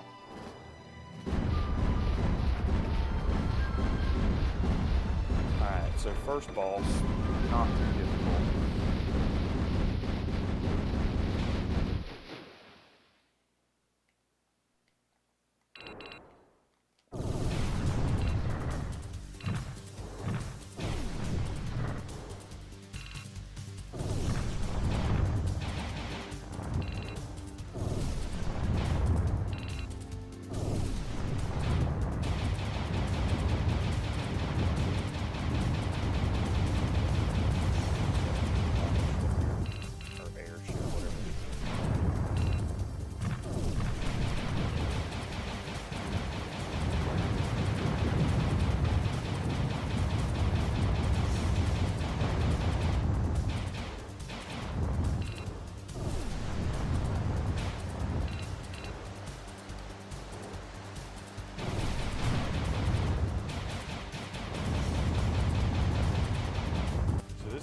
Actually, why Nintendo canceled Star Fox 2 allegedly.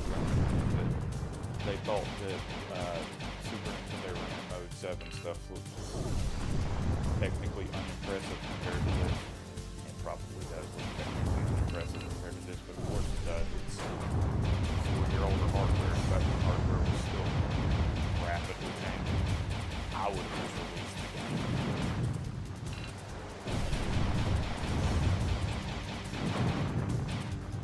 Thinking that on easy, enemies must take fewer hits to kill or something.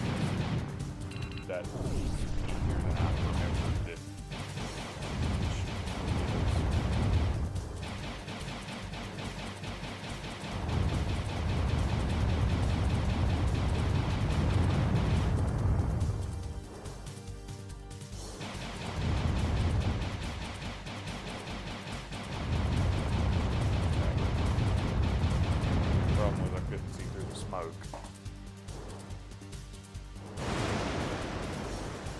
Cart there.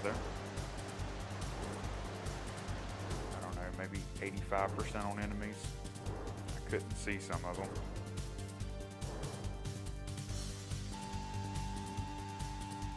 Oh, 96, not bad.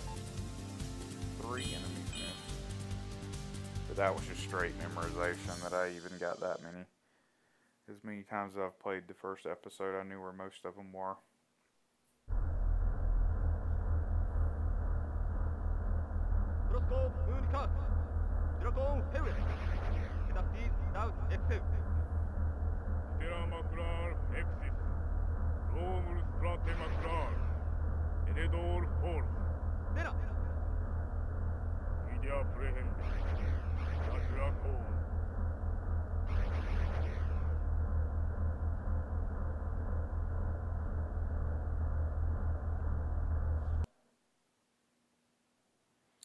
So this is the episode that the demo is.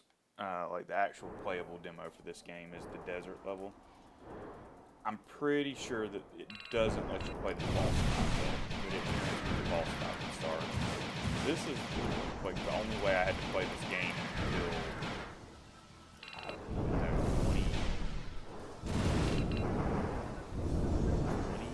2019, something like that. So this was my only experience with the game until recently, which turns how old the Saturn is. I am not sure that this is the best level to show off this game. I am really struggling to find enemies. Just got hit.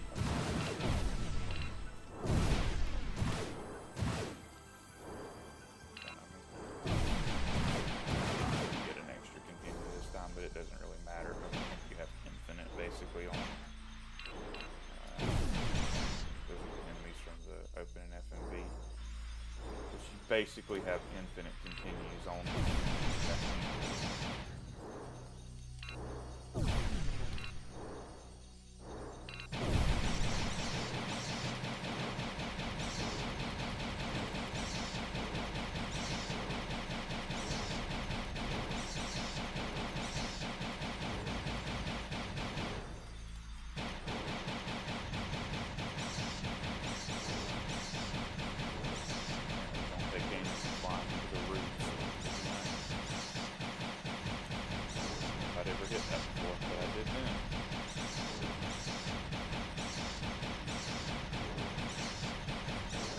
I don't know this is the best way to show off this game, because a lot of this level is really confined in terms of space. Like, it doesn't give a sense of scale necessarily, I think, to the level you'd want. Although I think there is some open stuff with the sand later on.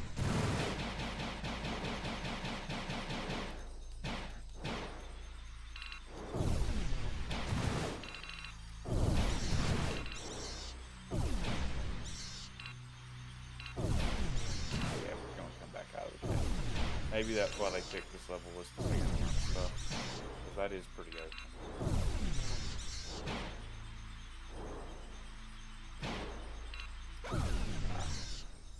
This was the level I hoped to get through, was 2.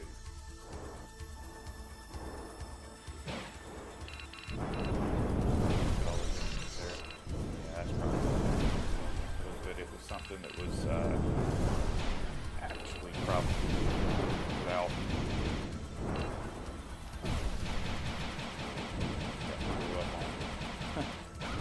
without player skill, I guess I'd say. But also that big horde of enemies in these big open spaces. Although there is probably like a lack of distinctive landmarks here. I think visually the first stage probably is more impressive. Gives a better sense of scale of the environment.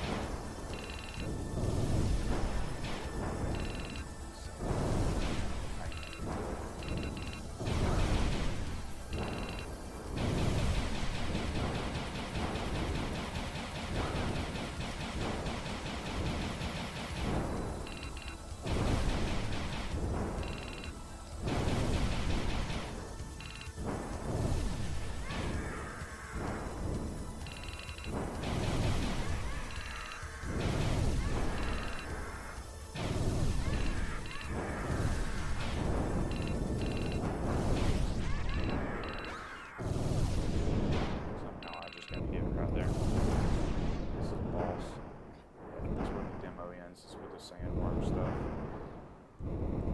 So here we go, second boss.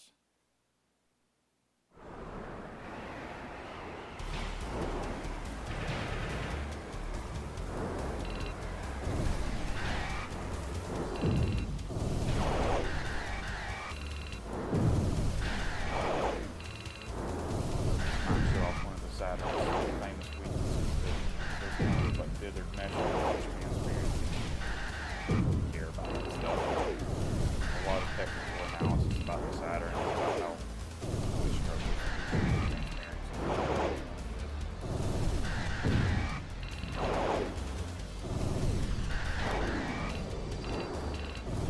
That actually might be easier than the first boss. I'm gonna have a terrible enemy shooting rate on this level though, because I kind of struggle to see the enemies at certain points. I'd be shocked if I'm much over 50%.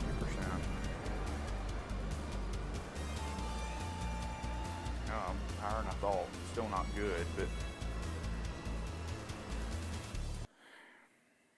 Okay, so I'm going to jump in to look at, say, the beginning of episode 3, and then maybe get out to do a level select and look at the rest of the levels real quick. No story cuts.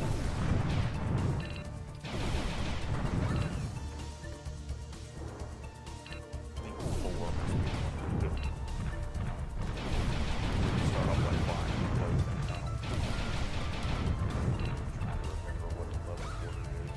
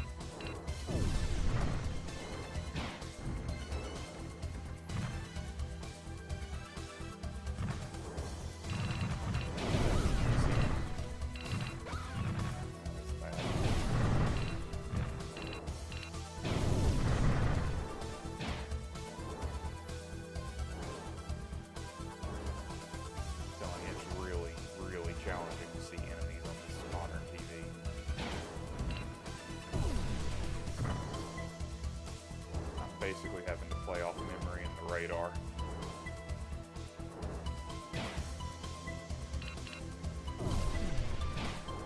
Like those bigger enemies are clearly not that hard to see, but the smaller ones really blend into the backgrounds.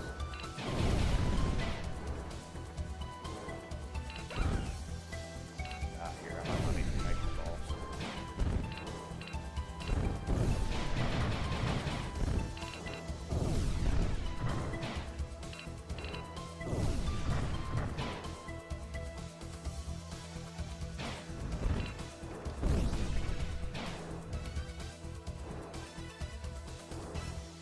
So the instruction manual actually spends quite a bit of time explaining the 3D rotation in this game. It's a pretty novel idea at the time to dedicate that much of that large of a percentage of an instruction manual to it. Sounds like false to me. Much longer level.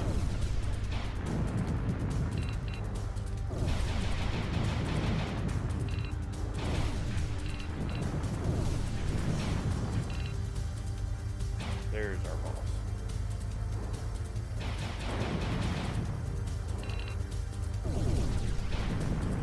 God.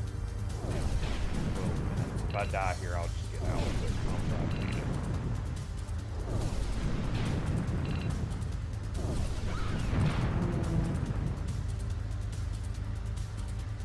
Phase 2.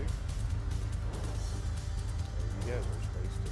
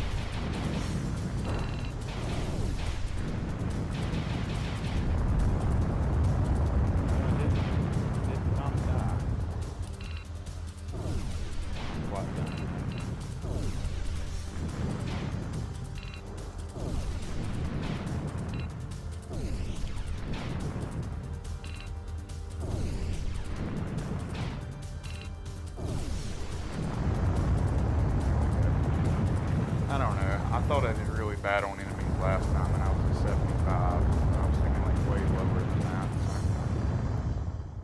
So. It was harder to see on this stage. I'll say 70, maybe.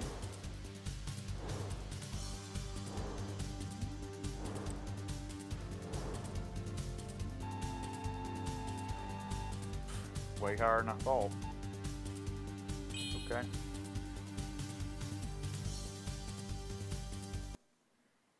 So this is the one I was talking about earlier, where you start out like in a tube, basically.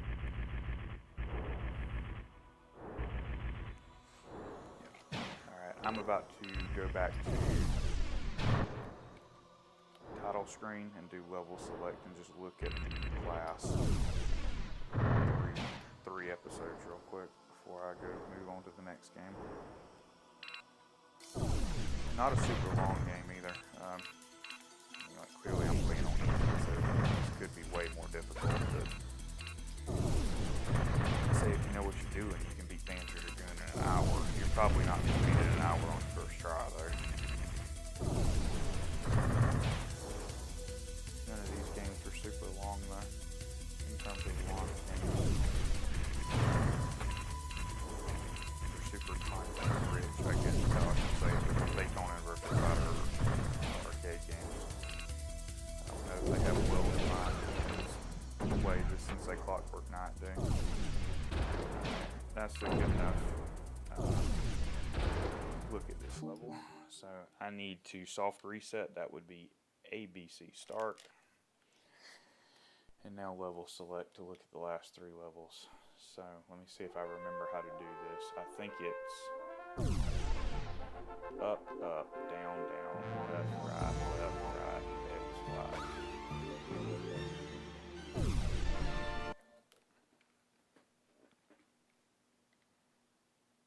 So this is episode 5. I think this is the green one. Yeah, this is the green open world level.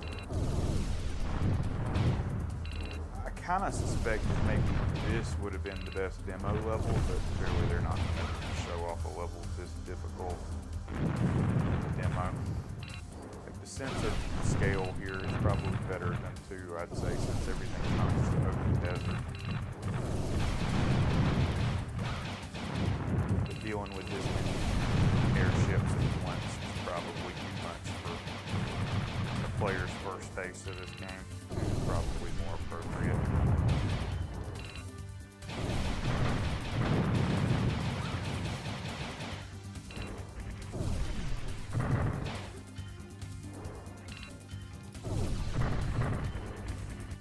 I'm going to go back to title and look at 6.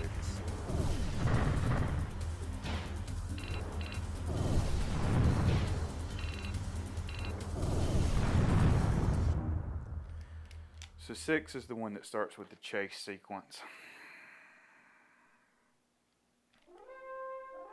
Up, up, down, down, left, right, explosion.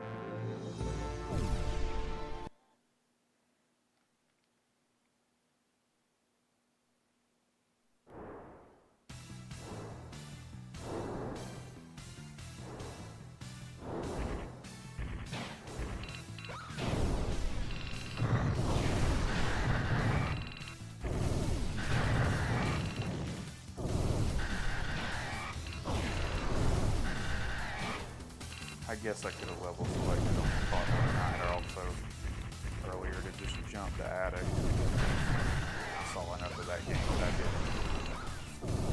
Meaning like I saw enough in terms of percentage of the game that I don't think it was really necessary. I didn't quite see as much as I did.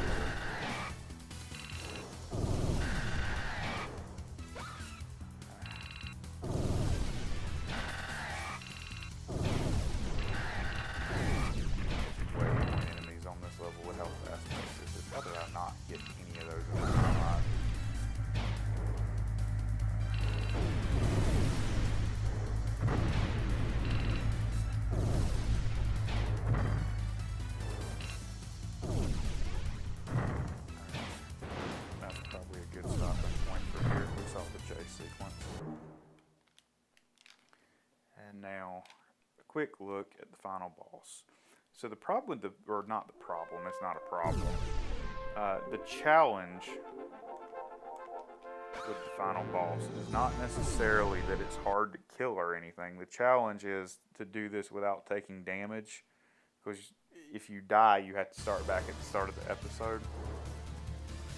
And the boss can deal big chunks of damage at once.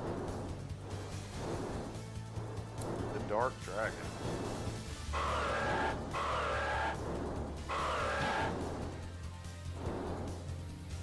Big health bar on top. I'm just going to show off how much deal damage. Right there, I just got the deal slapped and lost like 12% of my health. See, I'm dealing plenty of damage. You deal damage faster than you can. So dodging those attacks is a real challenge.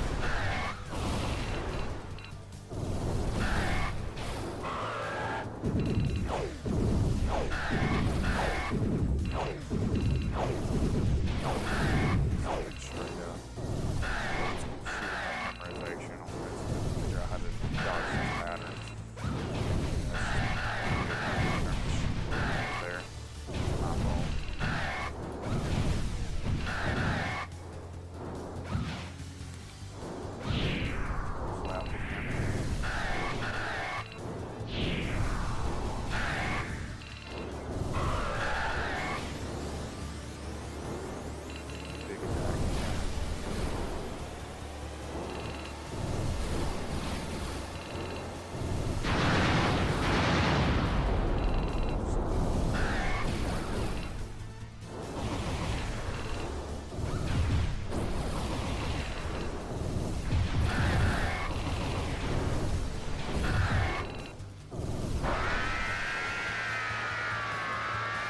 believe I got it on the first try, but there you go.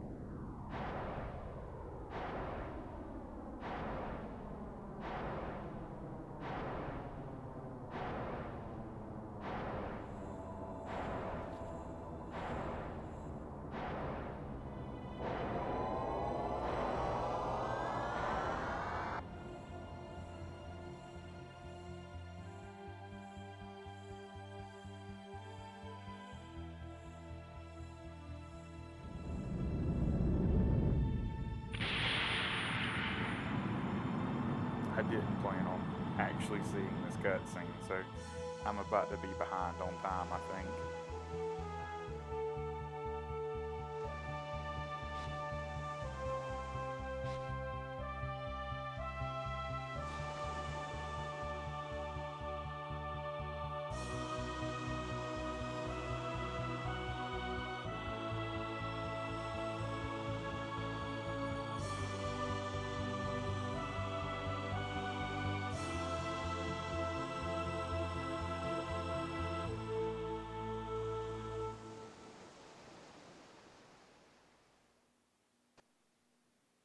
Credits.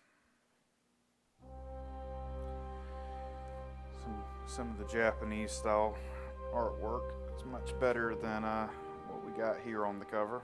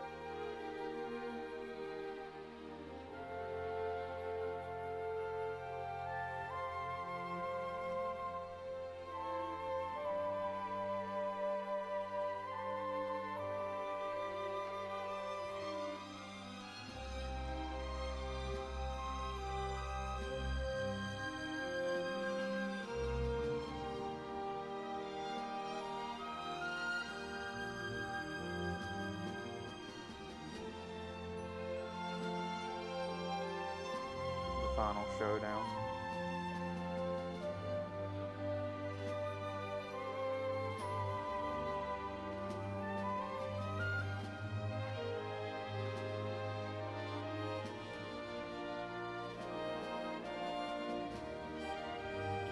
Here's the Mobius credit on the images, and I'm pretty sure he also did the Japanese cover art for this game.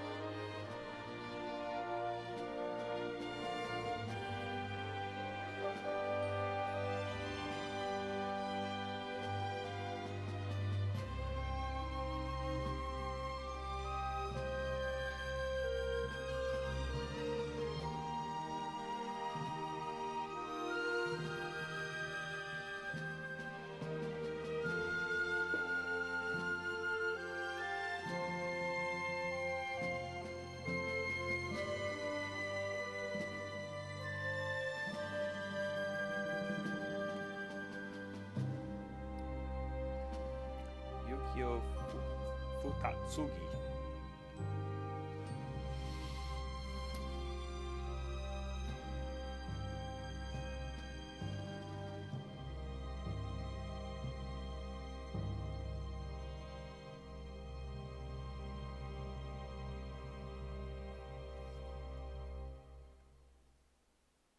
Rank chicken, probably because I skipped to the end. Yeah, whatever. I didn't intend on beating the game. Alright, so I'm a little bit behind because I accidentally beat the game, but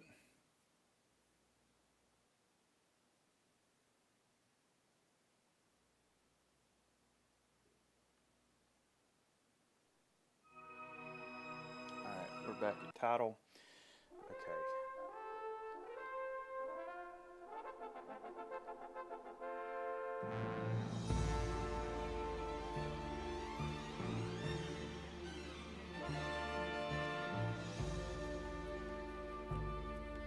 I'll let a little bit of the music play since I skipped it the first time. That's about halfway. It's actually just a little bit over halfway. So I think this is a good time for me to go put on my second pot of coffee. I'm a little bit behind on time anyway, so we'll see where we end up. I'd say if I'm within 10 minutes when I boot Worldwide Soccer, I can recover that. Okay. I'm going to go put a second pot of coffee on, and I'll be back in about 5 minutes or so to continue.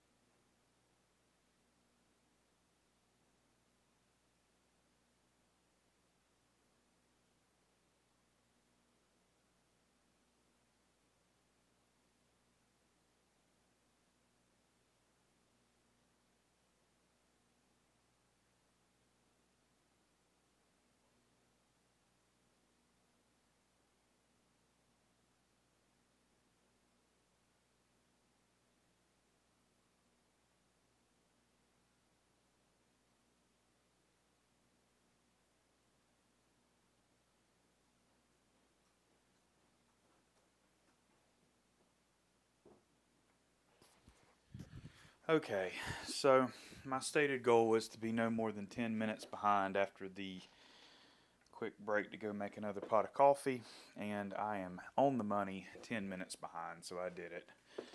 I do need to check to make sure my audio is still working, because now would be the time to fix it if it's not.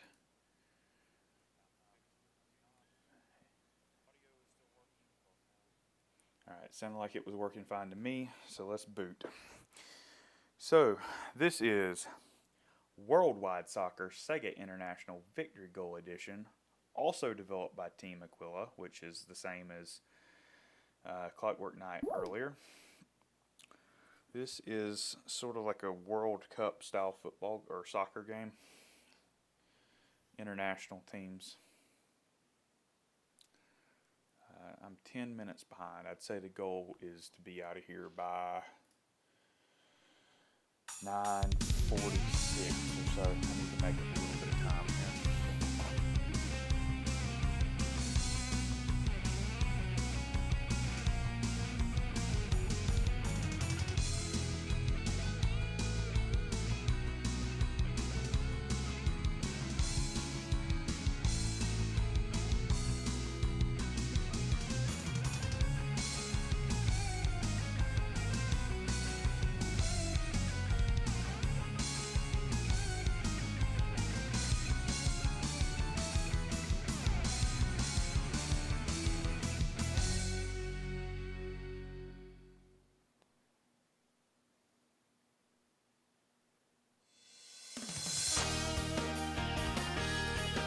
They didn't even put the American name on the title screen, which is Worldwide Soccer. So basically all of that is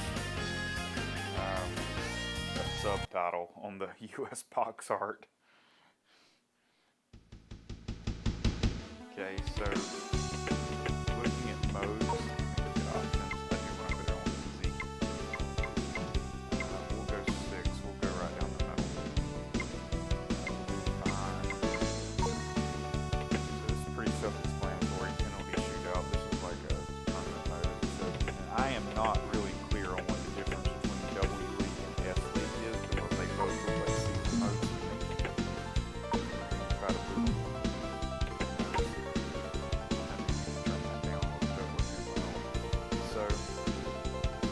Countries. Let's see if I know my flags. Italy, Denmark, England, France, Germany, Belgium. As I scroll down. Italy, Denmark, England, France, Germany, Belgium. Second column is Spain, Netherlands, Argentina, USA,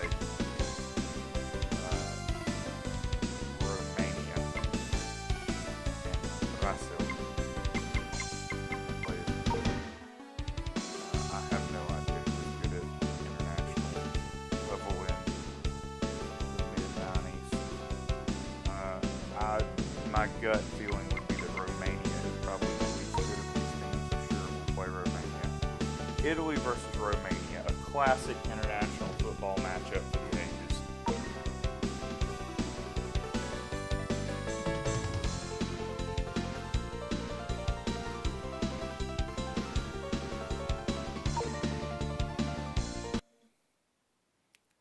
Those are some Italian names if I have ever seen them. Marco, number 6, I think he's a star. That classic 90s music. So, I also have, there are 3 of these games on the Saturn. The other 2 are like years. It's like 97 and 98, I'm pretty sure the numbers on them. I have 97, but not 98. Nice play! Because it's pretty expensive. I'm not paying $100 for a soccer game. But 97 is actually like a big step up in terms of graphics and presentation from this. I was honestly surprised how much I liked that game when I gave it a go. So, defense talent. Target stuff.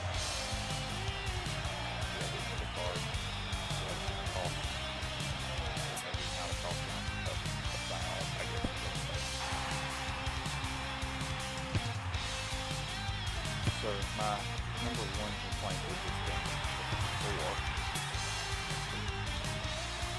is the camera angle, particularly in the second half when you're going towards the camera. There is some way to rotate. You got to pause to do it. Or if you do it while you're playing, I don't actually know. Like, you know, do it while you're playing.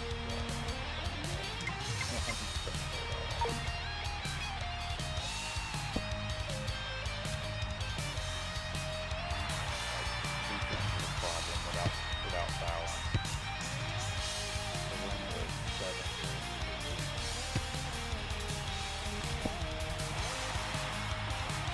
Italy leads Romania 1-0.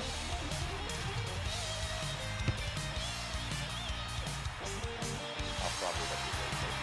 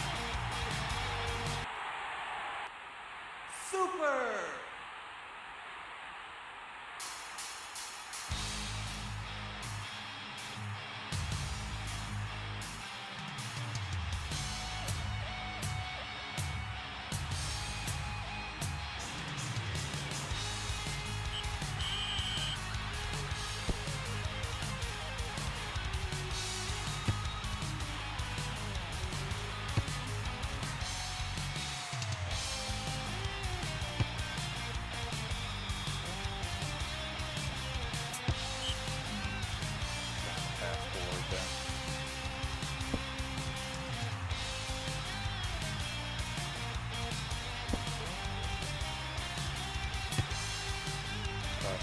If I score another goal, I'm going to start trying to call it, I think.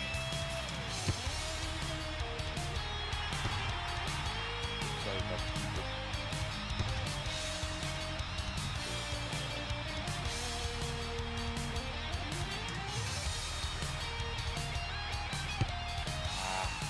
I'm trying to pass it forward and I keep kicking it out of bounds. I lost that for the pass.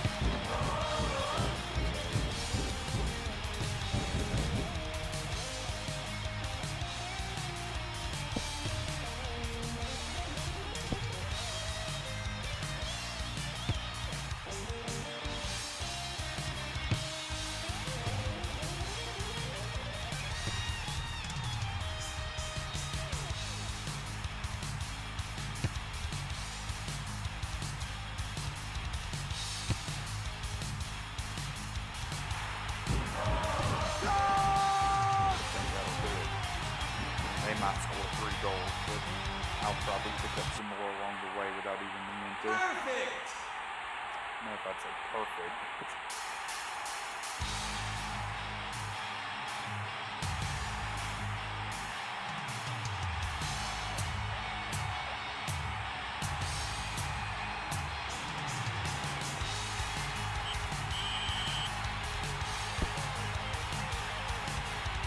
Alright, so now we'll do some plot line.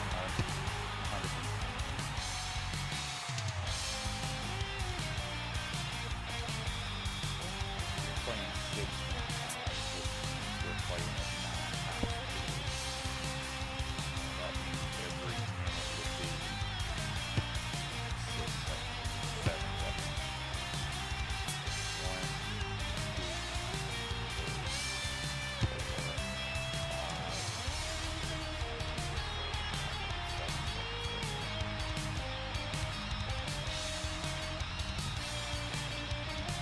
30th minute here. Leads Romania 3-0.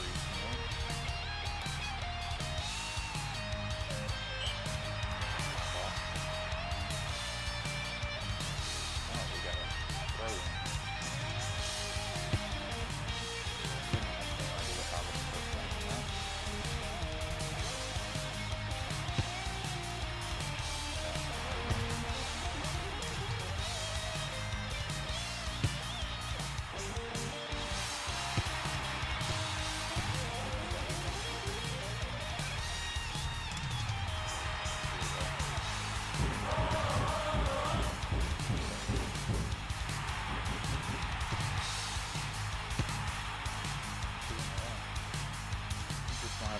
stats.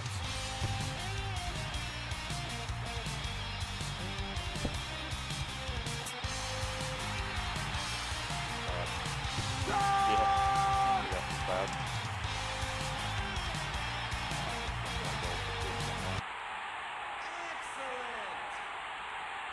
Excellent!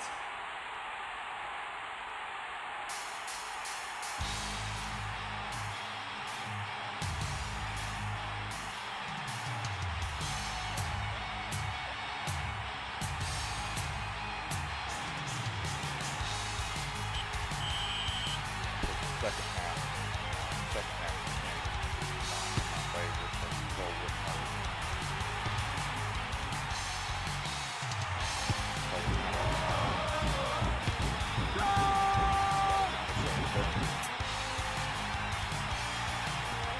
Dirk with the goal. Nice play!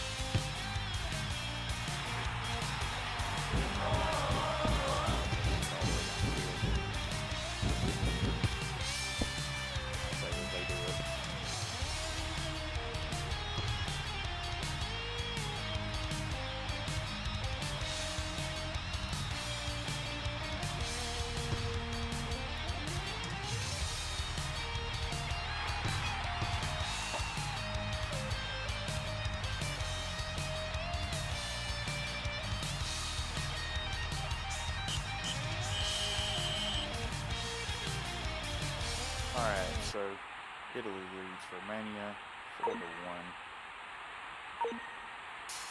That's halftime. I have to rotate the camera now though, because I am going to be running straight into it.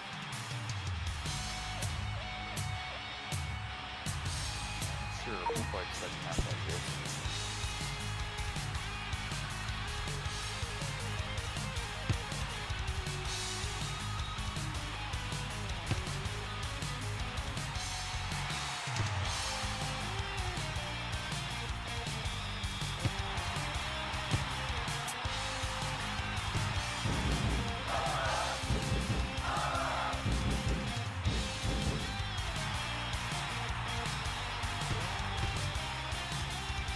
Interesting that the clock didn't keep counting up to 45, but it started over for the half.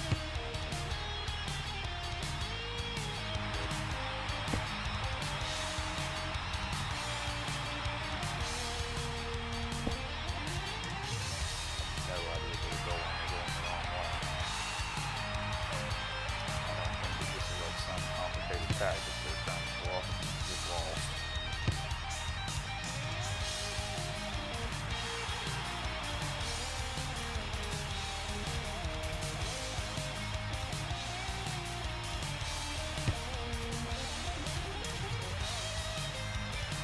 Definitely harder to play this way than with the camera in your favor in the first half. I wanted that goal at the end of the first half to get a little bit more cushion.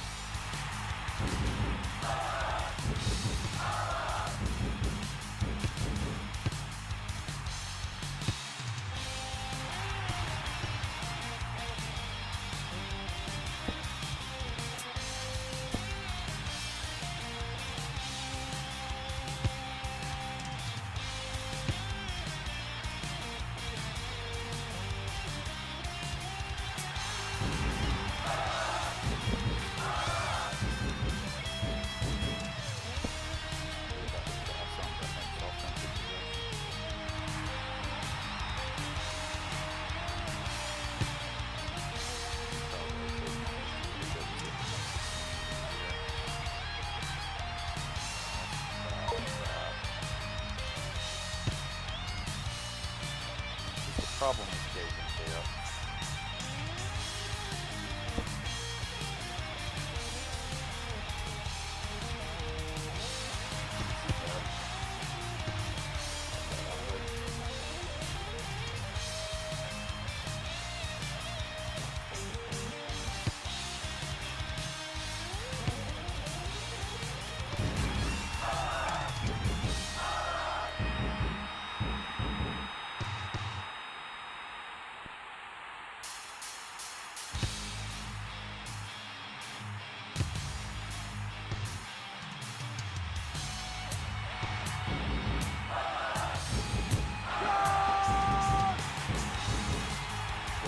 Bounce. I don't think that's really any better in terms of judging depth. I'm going to get it like literally off the bounce. It might have been a header. I couldn't tell. I don't think it was.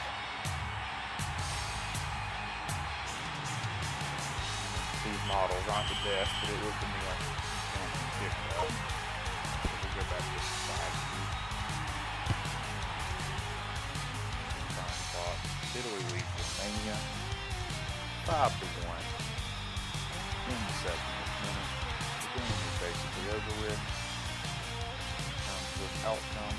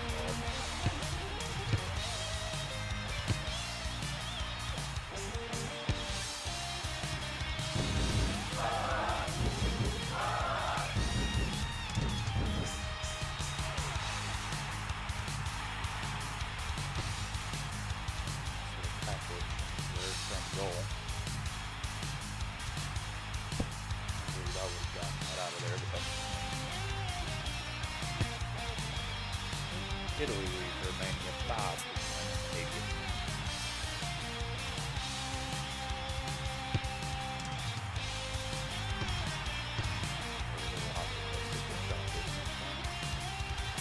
So hard to judge this or depth from this side of the go.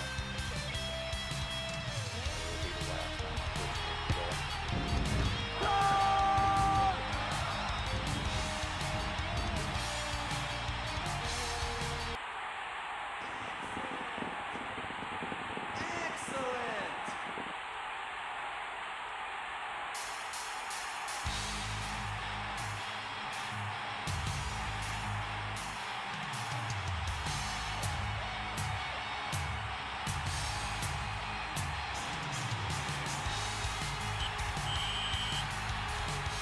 Get the ball back on burning clock.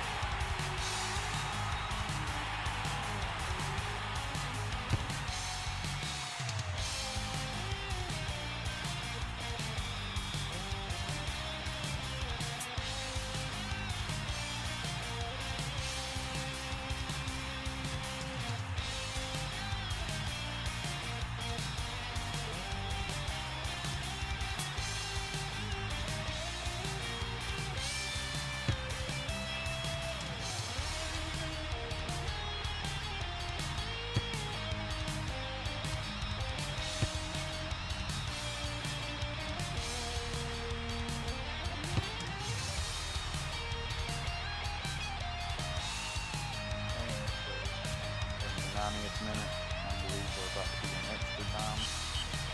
We called it. Italy beats Romania 6-1. Goal scoring are Gadini in the 0th, the first minute of the game. Gadini in the 12th minute of the game. McComey in the 23rd minute for a 3-0 start for Italy.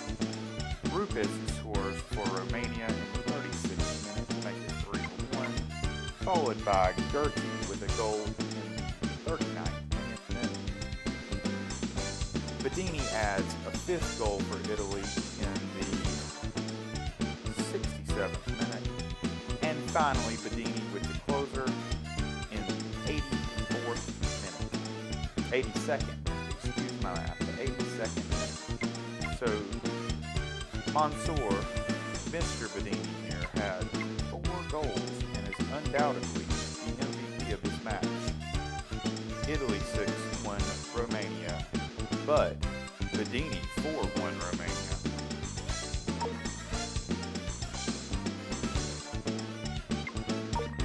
So I am going to make up some time here, but I do want to hop out to look at something real quick before I bounce to the next game.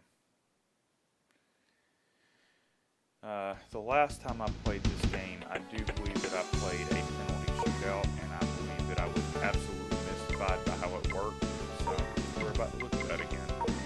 The USA versus Denmark. Sure, or we'll go. Well, I think I had a hard time figuring out how to do it. And then with the goal, we got just guessing. This is what the penalty shootout looks like in this game. So I made it to just naturally.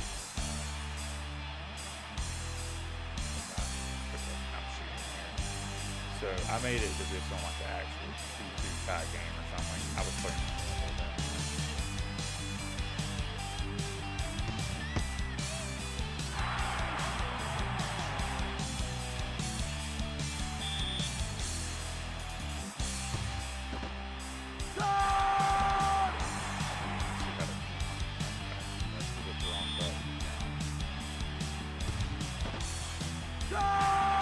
This is literally just guessing.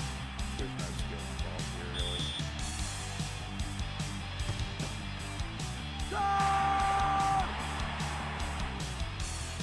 So that's the penalty shootout.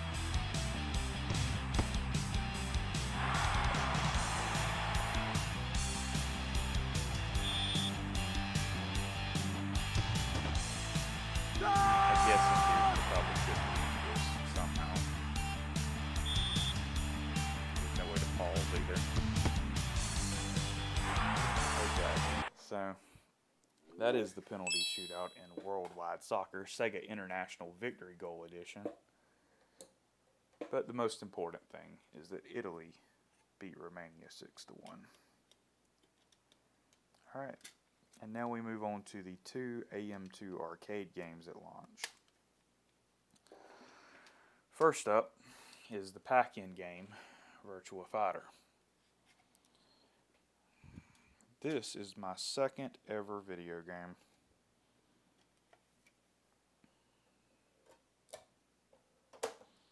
So,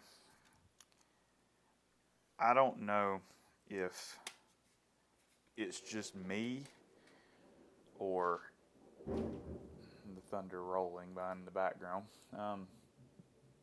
I know that was visible or audible on microphone, as loud as that was. So I don't know if it's just me or if this game is actually like really quite difficult compared to other Virtua Fighter games.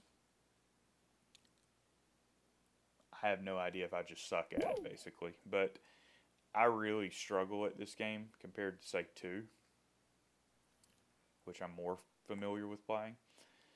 I'll let the intro boot before I keep talking.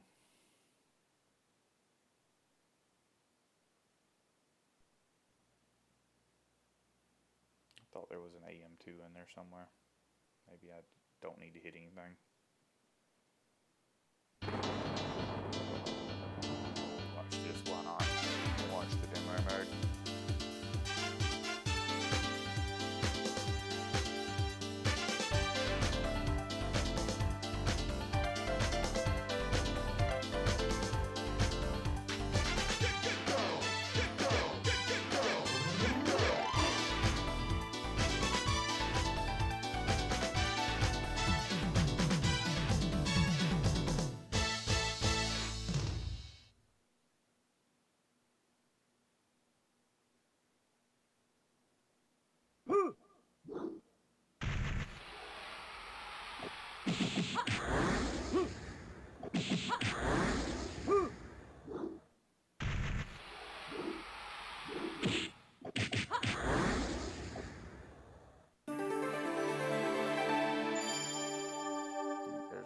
2 logo. Okay, so what I was saying is I really struggle with this game in terms of difficulty compared to subsequent games. I needed to go into options. That's why a soft reset there was that. Check something to make sure that this had gone back to normal. No, it didn't. Okay. So I'm gonna play like actual arcade mode. I get the feeling this is arcade difficulty, like completely unadjusted, but I am going to run into a brick wall against Pi. I do every single time. So this goes, let me see if I can remember the stage order. Fight! 1, ready, go! So it goes Jackie, Jeffrey, Sarah, Kage, Pi. So Pi is 5. Then Wolf, Lau, Akira, Durao. So my goal is to play a normal arcade run with Sarah. Then I want to mess around with Akira and Jackie for just a little bit.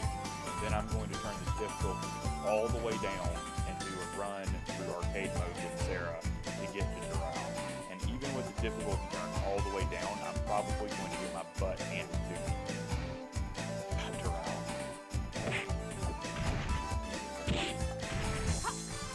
So that, the jumpy stomp there, the timing is so much tighter on this position.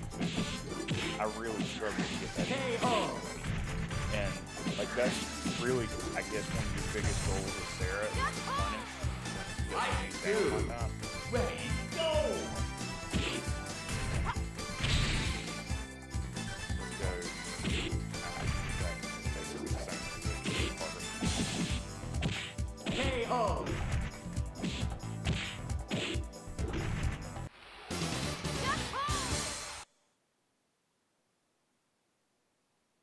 Fight! 1, ready, go! Tap, tap, tap, tap, tap, tap, tap, tap, tap, tap. Do that. Bad. A lot of damage.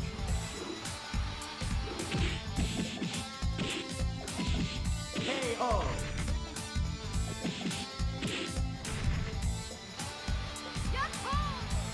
Fight! 2, ready, go!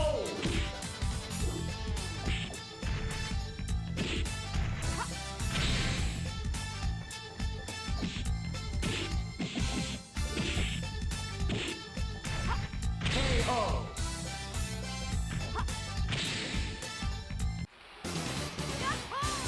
This is a mirror match coming up. Fight! 1, ready, go! So fun fact, in Repaint, they messed up the lighting of the stage.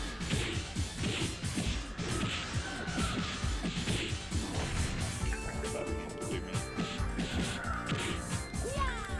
KO!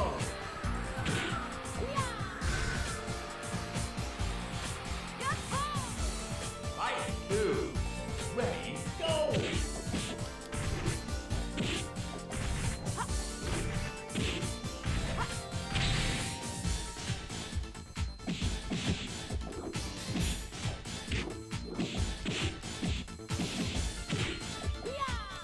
I just needed one more hit to win. But Pi is going to be pretty much unbeatable for me on this difficulty. I'm just not good enough. So Sarah, then Kage, then just absolutely stonewalled. Fight! 1, ready, go!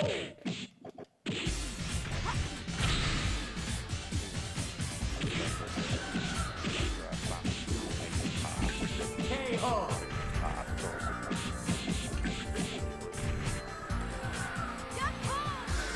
Fight! 2, ready, go!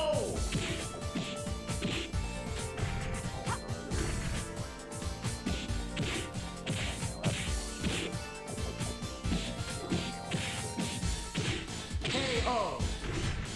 Yeah, I tried to do a throw and it didn't register. Got comboed. Fight! 3, ready, go!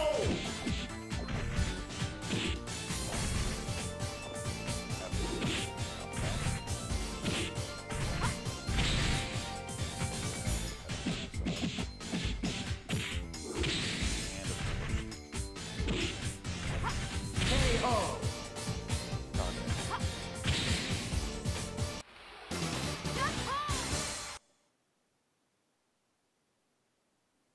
Fight. One. Ready, go.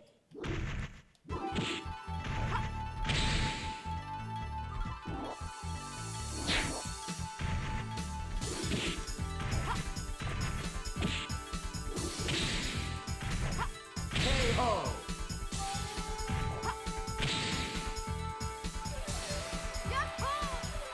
Fight. Two.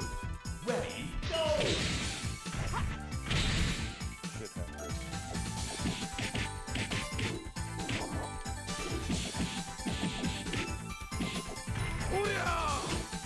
Punish that. That really slowed out. KO.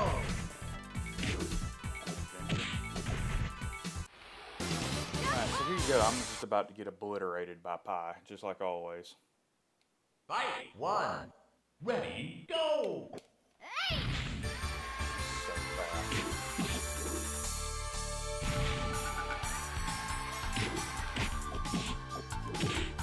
I gotta hit him. Hey, look at the bright side. KO.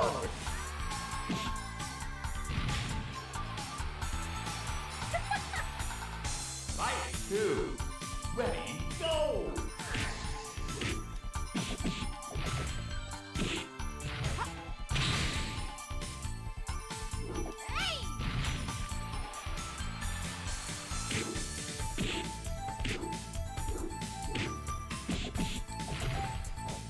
KO. So I'm gonna try maybe one more time, but there's no point because even if I do get lucky and somehow win, there's no way I win 2 out of 3 against that.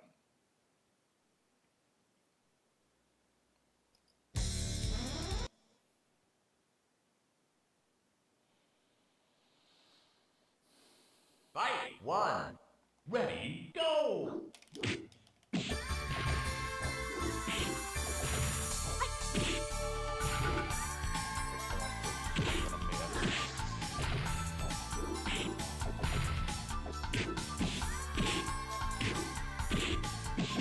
KO.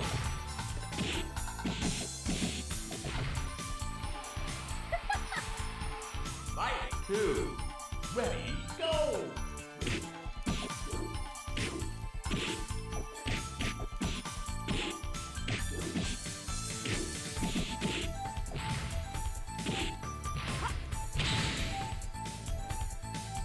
KO.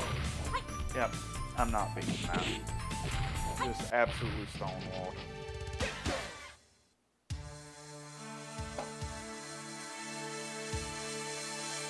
So, what I'm gonna do real quick is jump back into Game Kate over. from the beginning with Sarah. I want to mess around with some move stuff on Dragon when I can like really test.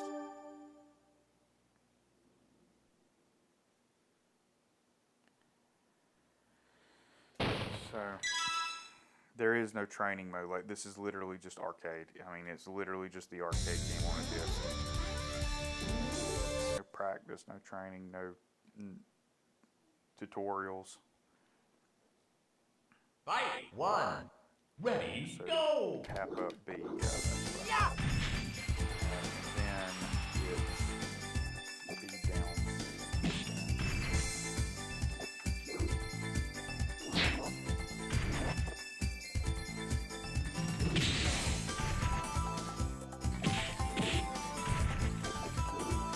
Like that. Okay, so losing kick is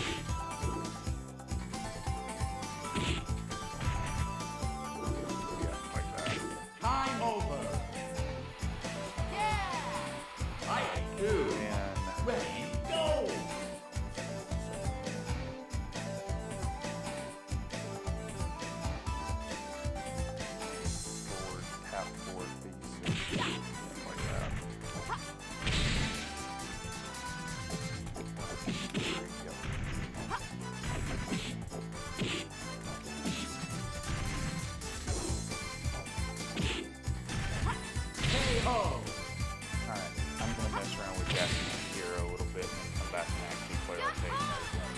easiest possible setting with Sarah. Ready, go!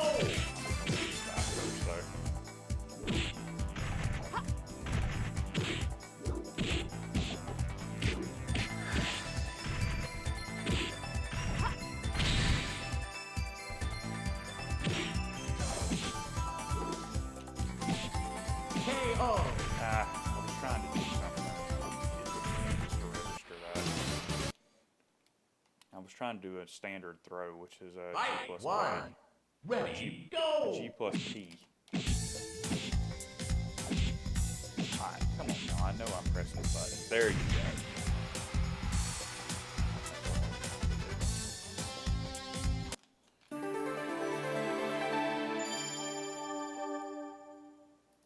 Okay, so thunder just rolling in the background.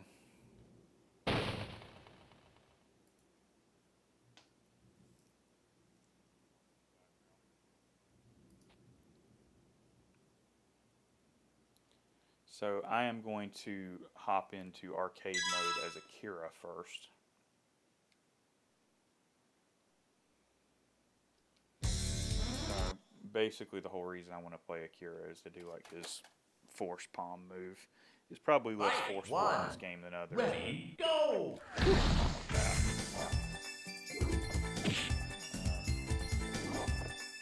Maybe I get kicked in the middle of trying to do it.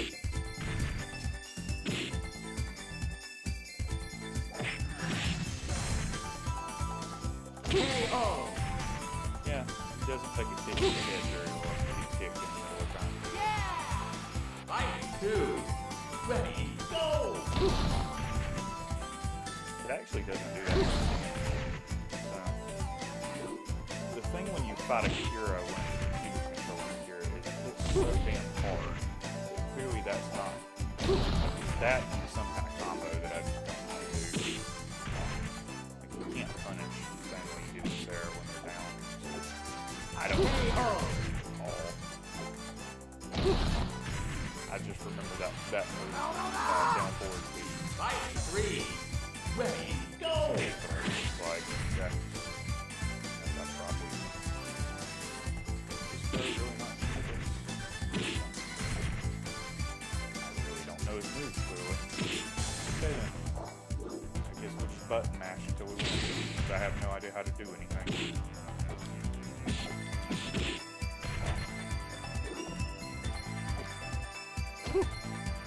KO! Only way we can close that out.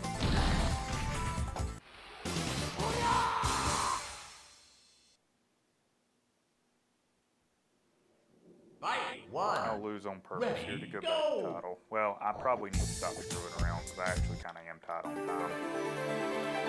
I do want to play with Jackie. So Jackie was my first character. But before that, I'm going to read the descriptions because it's just great. Here we go. 2 at a time, I think.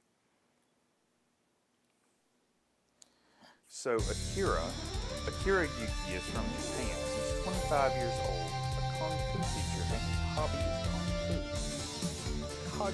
Kagemaru is also from Japan. He's 21 years old. His job is a ninja, and his hobby is mahjong.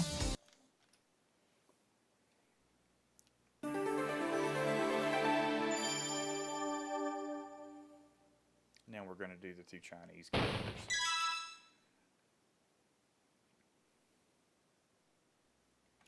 So Pai Chan is from Hong Kong. She's 18. Her job is an action star and her hobby is dancing. Lao Chan, her father, is from China. He's 53 years old. His job is a cook and his hobby is Chinese poetry.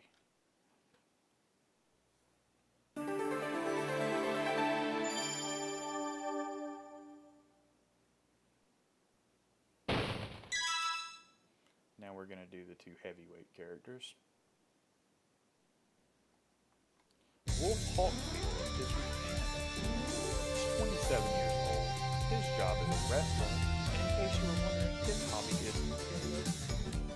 Jeffrey McWild, who will make a cameo in Daytona in just a moment, is from Australia. He's 36 years old. His job is a fisherman. and his hobby is reggae music. Fight! 1. Ready, go!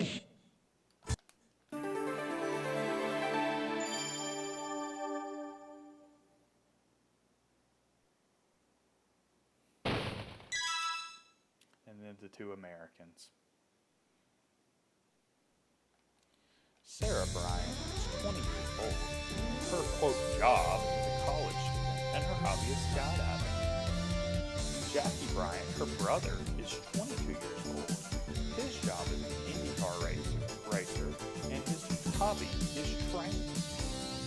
So the reason that I wanted to read through these is I'm almost certain the reason I played as Jackie as a child is that he was a race car driver. Fight! 1.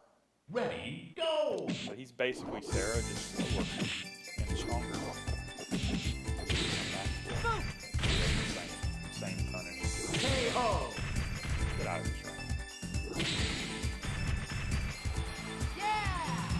Fight! 2.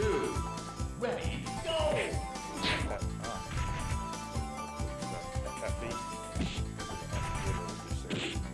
Like, I'm sure I can play this.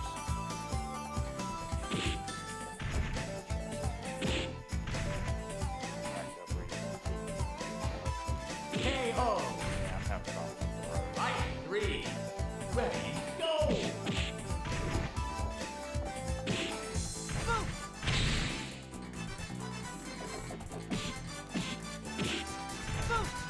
KO! I'll play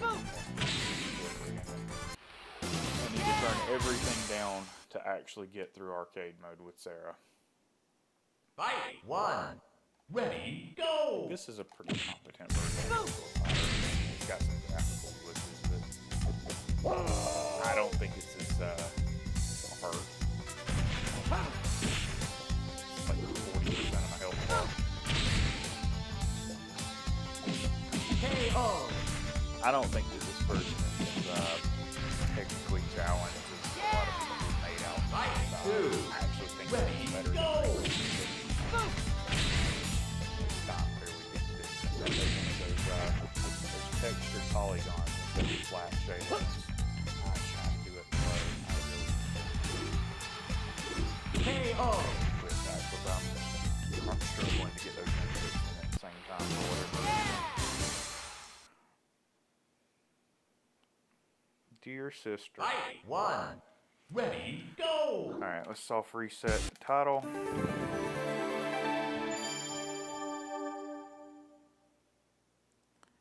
And I am going to turn everything down and try to get through arcade mode.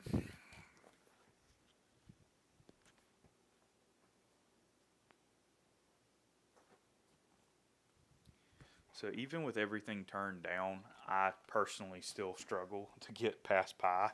Like, I think Pi is harder than anyone in the game except Doral for me. I think it's because she's so darn fast. Like, she just combos you immediately. So, I need to put that on easy.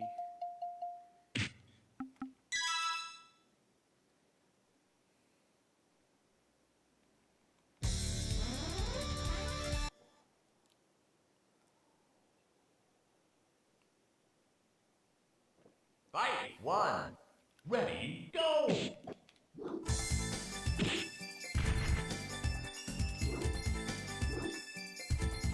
need to do one more thing. I forgot one thing. Then I'll be in it for real. I want to put that on control where I can throw with X because I really am struggling to do that G plus P input at the same time for whatever reason. Yeah, so P plus G with X.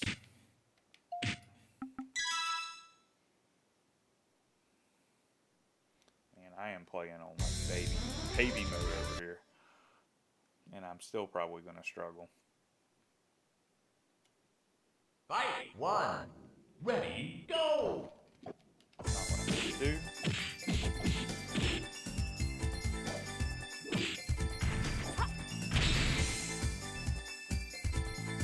Excellent! First excellent I've had. All I had to do was put it on baby mode. Fight! 2.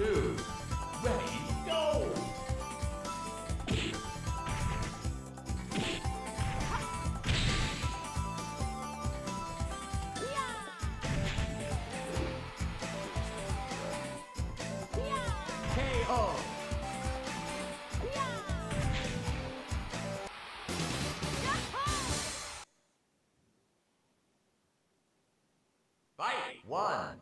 Ready, go! This is gonna hurt. Second part of it.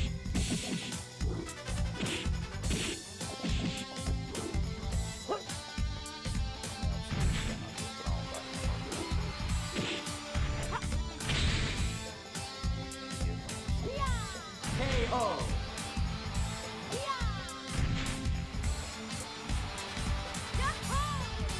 Fight 2. Ready, go! Interrupted that.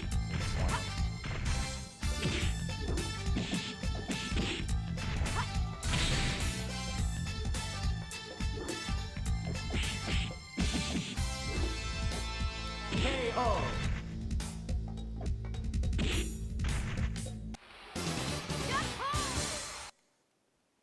So basically, I'm just trying to blow through this Fight until 1. because that's still Ready, go! Even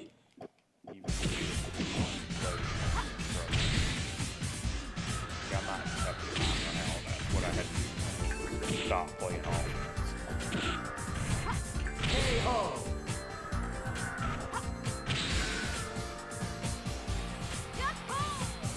Fight 2. Ready, go!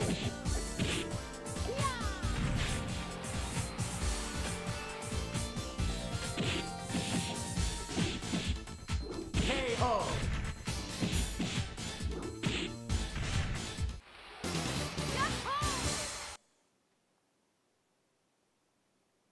Fight 1.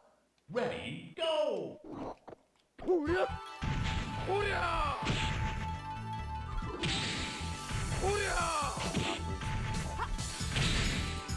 So there are some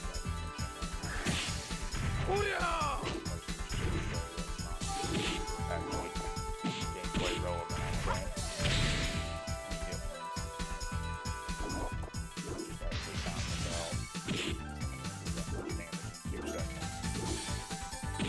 Time over! There's more risk to the Fight combo 2. there than Ready, actually go! doing damage.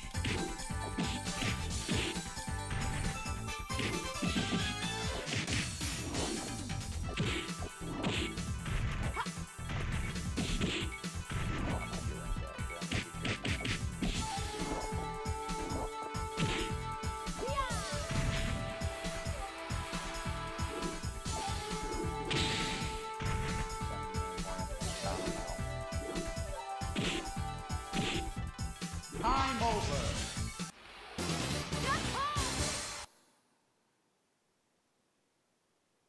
Fight 1. Here we go. Ready, go!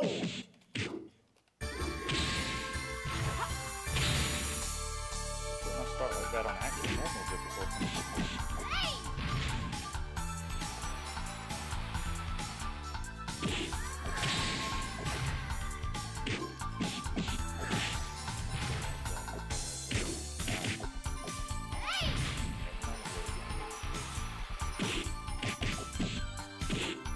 Just block. Time over! Okay, I had to tease that dude. Fight 2. Ready, go!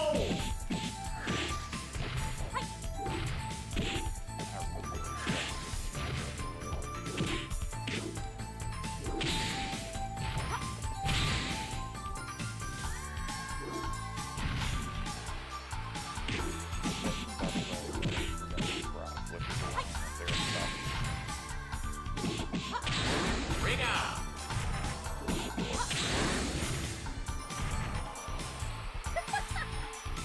Fight 3. Ready, go!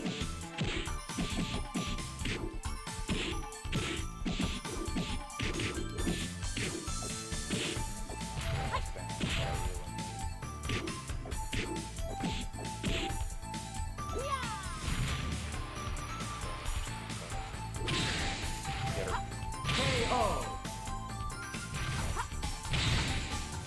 So next is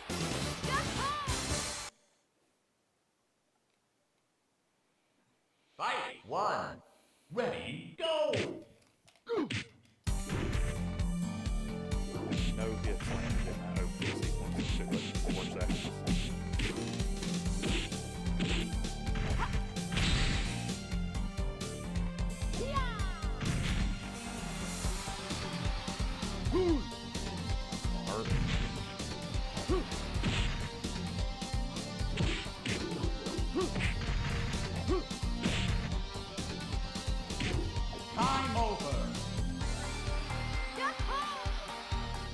2. Ready, go! I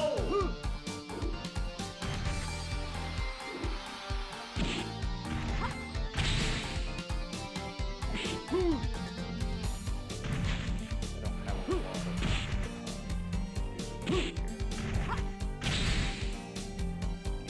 KO!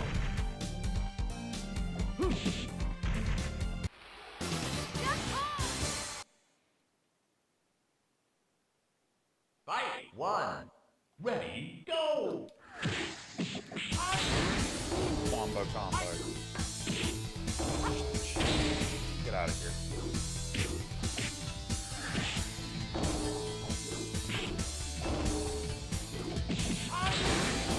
Ring out! Fight! 2. Ready, go! As much as I can Kev of this series. Kev is pretty sure it was like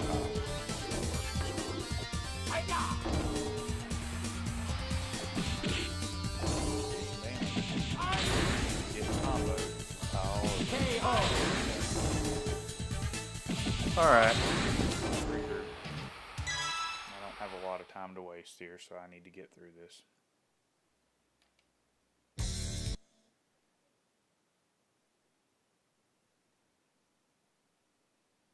Fight! 1. Ready, go!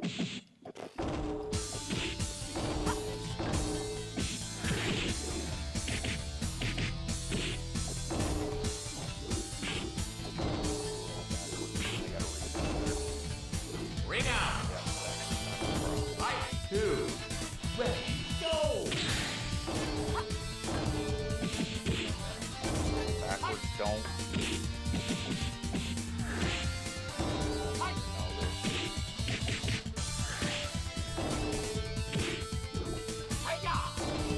Got me out away from me now.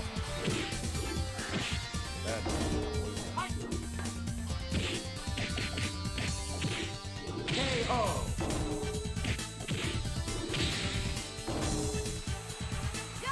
Right, popping. Fight! 3. Ready, go!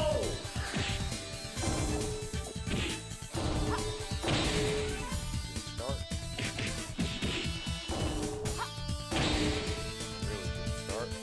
Bring down. Bring down. Bring down, Mark.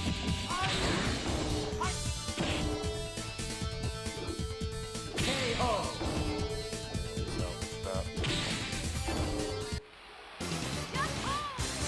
On to Akira. Akira hits really hard.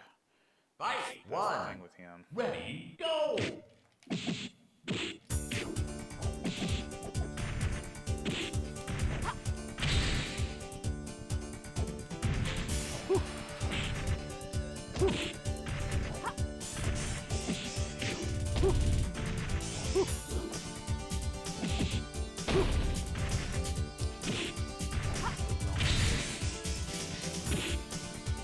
KO!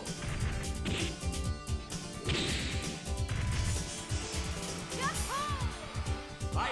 2. Ready, go! Yeah,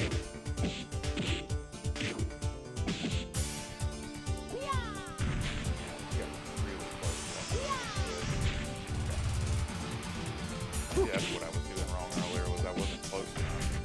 It might not have been that I was KO. getting into it wrong. That might have literally been I wasn't close enough to grab. Okay, so the deal on the draw fight is there's no continues, so I'm about to just get my butt handed Fight. to me. 1. What can you do? Ready, go!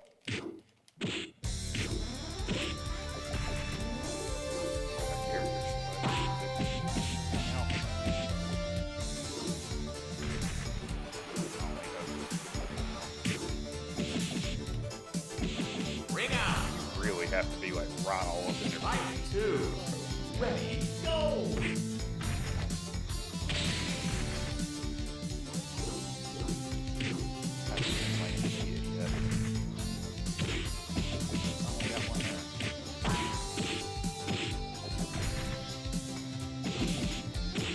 KO! So fast. And, So fast and good on the block. So interestingly, this one is best of Fight 5. 3. Ready, Instead go! of just best of 3, which is default.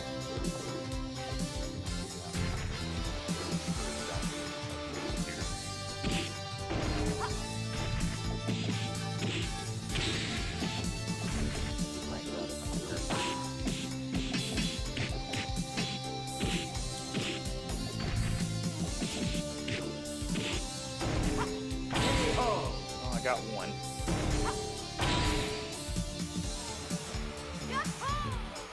Fight 4. Ready, go!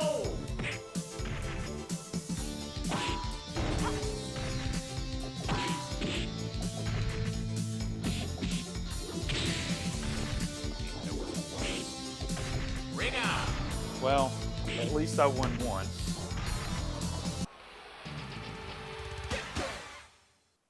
So that was my second video game ever, Virtua Fighter.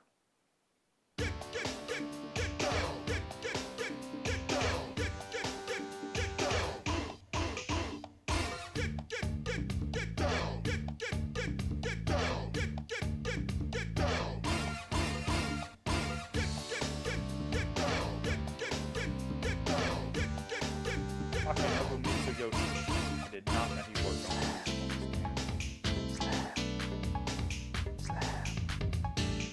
The man himself, Yu Suzuki.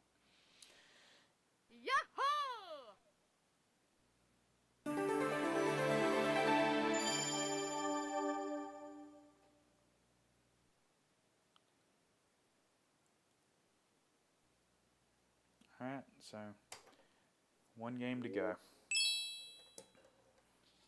I'm going to go get one last pour of coffee, and then it's time to jump in for the last game of the day.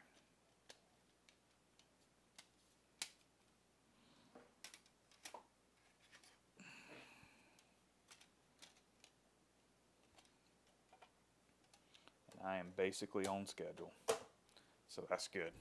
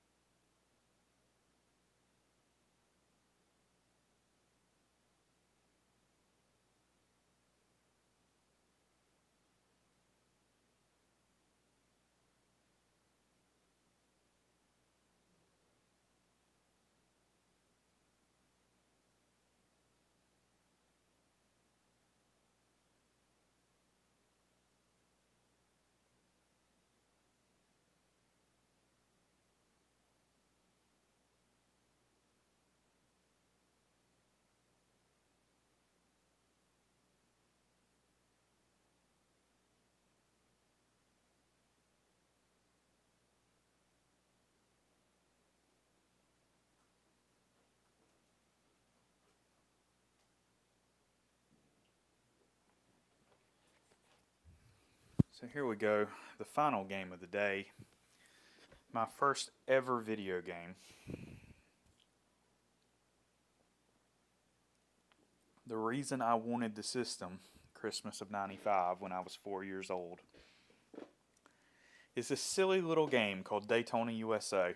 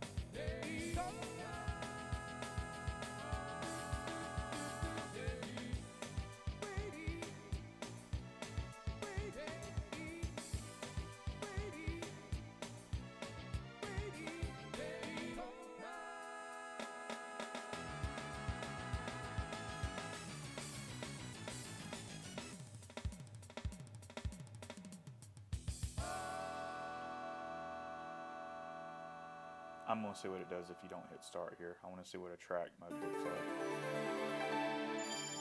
EM2 logo, just like I figured. Is it going to show a different track?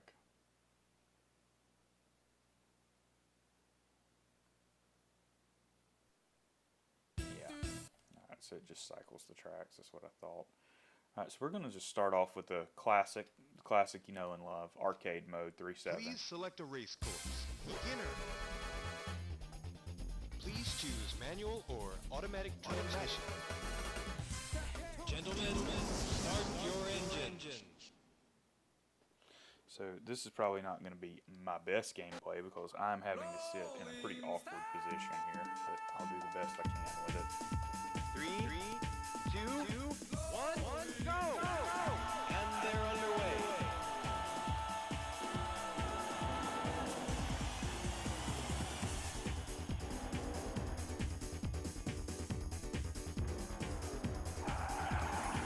So we got an audio glitch. There we go.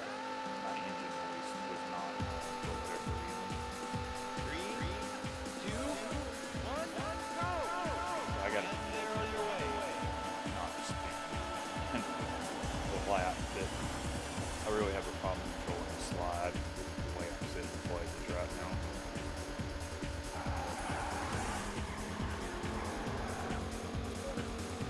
You can take it. You don't have to go. Hang in there.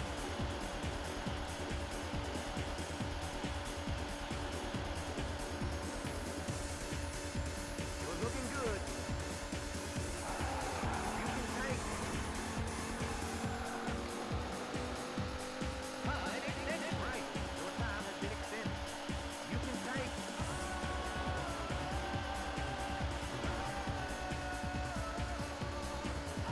You can take it. Yeah, so really on those first two laps, I think some of the traffic is a little bit dangerous to really slide that corner too much. After you get up toward the front, it opens up a little bit. It's not so hard to control.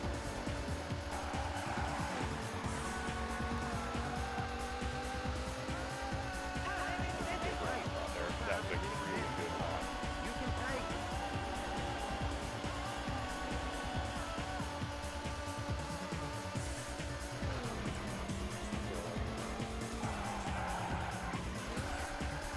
That just completely screwed that corner for me. That was not a good lap.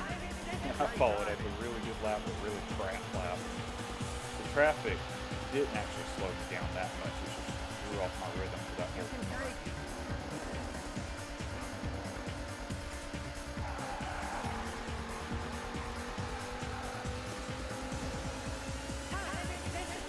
Your time has been extended. 1784 might be competitive with the best lap I've ever done on this track. It's going to be really close to the end.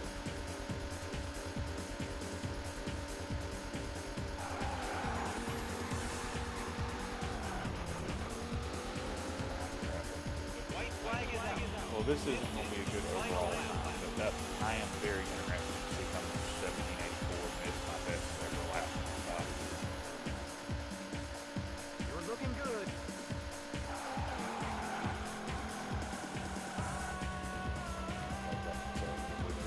Wreck because I had it won.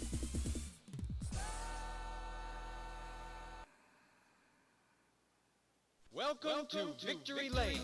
You made it.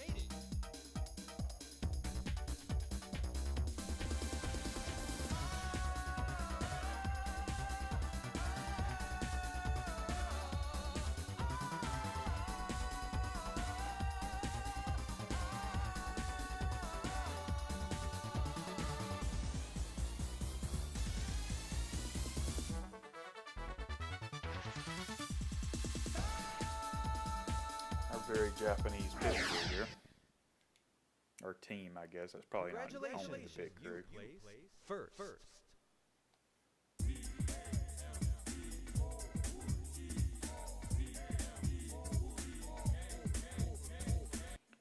1784. I actually am Now, curious list about that. your name with the other champions.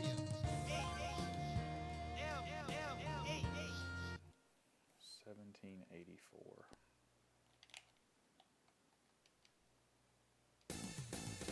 That was my fastest lap. Yeah. I knew it would be right there on the money one way or the other. Please select a race course. I actually don't want to do arcade. I want to do Saturn mode. Please select a race So course. I'm going to do this twice. I'm going to do it. Well, I'm going to do it not seriously. Please choose first, I manual guess. or automatic transmission. Gentlemen, start your engines.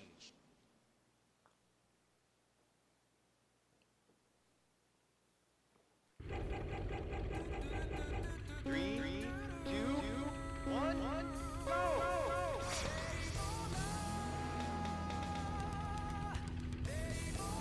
Turn around, you're heading the wrong way. Turn around, you're heading the wrong way. Turn around, you're heading the wrong way. Congratulations. Turn around, you're heading the wrong way. Hey, you're off the track. I wonder how many I can catch. Well, I Hey, got you're off the stuck. track. Hey, you're off the track. I think I'm just going to have to restart. I can't get out of there. I was going to see how many I can catch, but I got them on the wall. So the problem with this car is that it's really quite fast. It just doesn't, the back end doesn't want to step out. And on a lot of the tighter turns in this game, you really need the back to be sliding. So this car's fast, but tends to understeer, which is not something you tend to see anymore. It's interesting that they came up with this combination. You can take it. Like right there, I really need to be sliding. It's hard to get this car to consistently do what you need it to do. It's just too hooked up.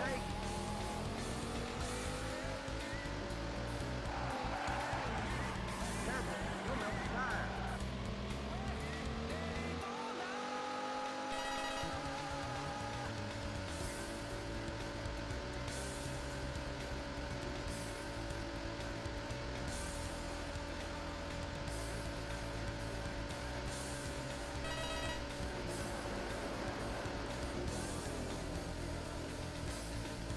You're looking good. You can take it.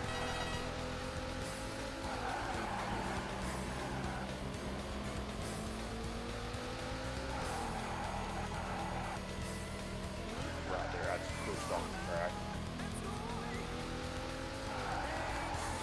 Careful, you'll melt the tire.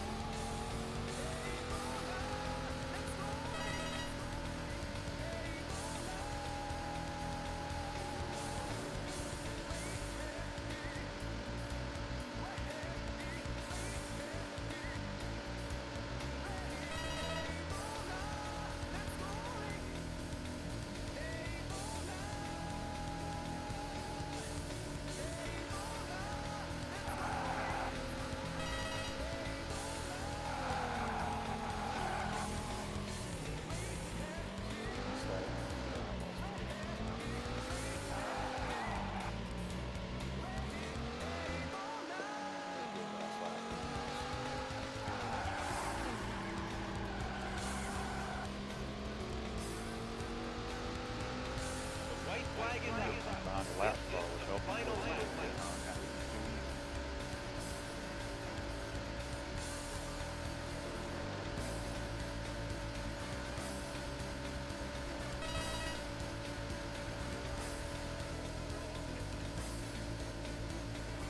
You're looking good.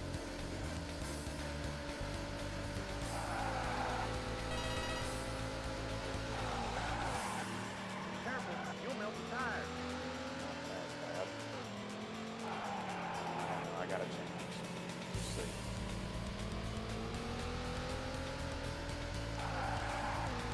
Careful, you'll melt the tire. Should be.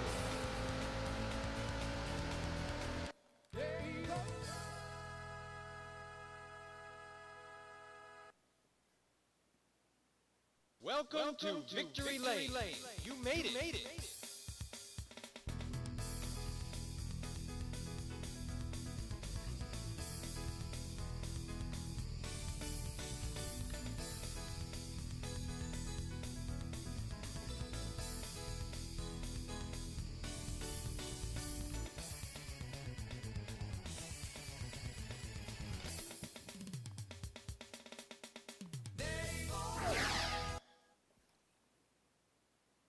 Congratulations. You place first.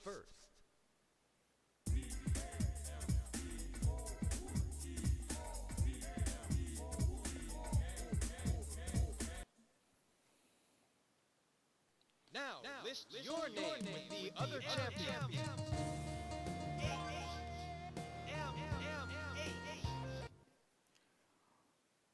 So, quickly, I am going to do a race on, Please select a race I course. think this course is called like Seaside Street Galaxy and subsequent games. Expert. I'm going to do a race on Expert. I'm not. Please choose I am manual not or good enough automatic to do transmission. on Expert. But, Start your engine. man, that Takanobu Mitsuyoshi soundtrack sure is rocking, isn't it? I'm just going to hush. 3, 2, 1, go!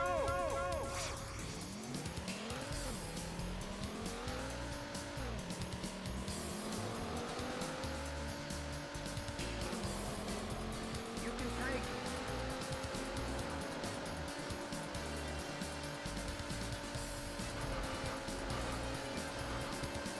Nice looking on the car.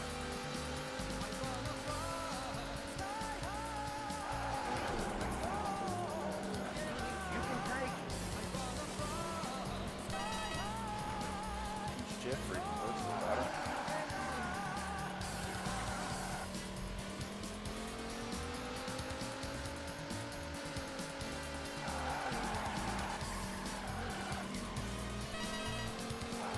You can take it. You can take it.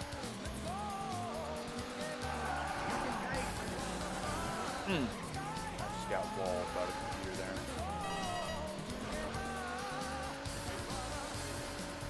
Good part.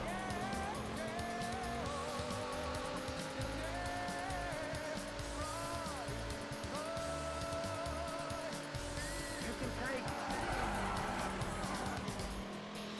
You can take it.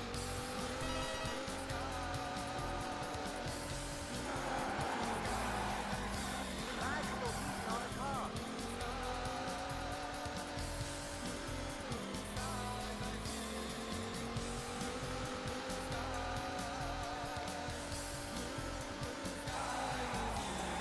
You can take it. You can take it. Ken Franklin. White flag is out. This is the final Sky lap. High was a classic. All-time classic.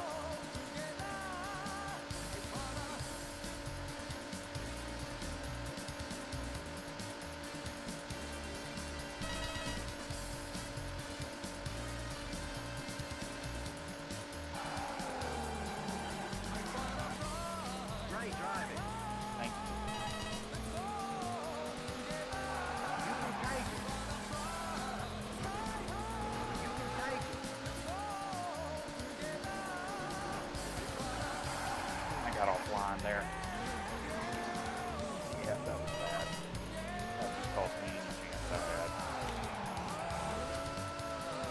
I'm just fully around now. I have been out of the groove there for a while. When I had to get offline, grass, it just completely threw me out of my rhythm. Oh well. You can take it. Yeah, but I came out of it.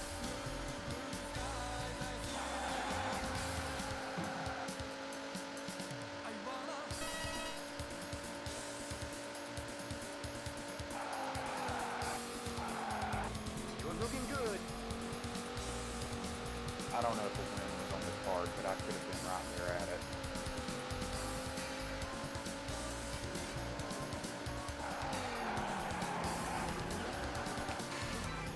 Unfortunate. I might get a top.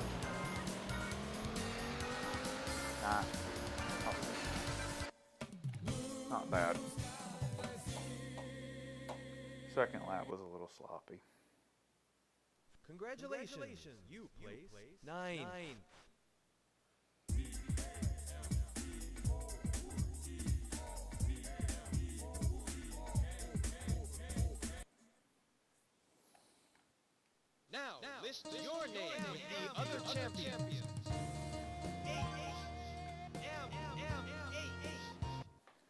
So the criticism of this game, lovely game, very fun. The criticism is we basically already seen the whole game. There's only 3 tracks.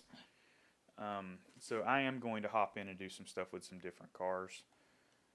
So for example, let me look at options. So you can do 3 different race lengths, 3 different, who knows what the difference between difficulty and enemy level is. I'd have to pull out the manual to see that. I am going to do a different car on 3.7. Or let's actually look at everything. Please select a race course. Advanced. Please choose manual or automatic So transmission. those are basically the same. 1, 2, 3, 4,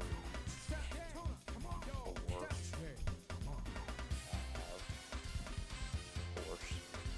So I think there's 2, 3, 4, 2, 3, 4. Yeah,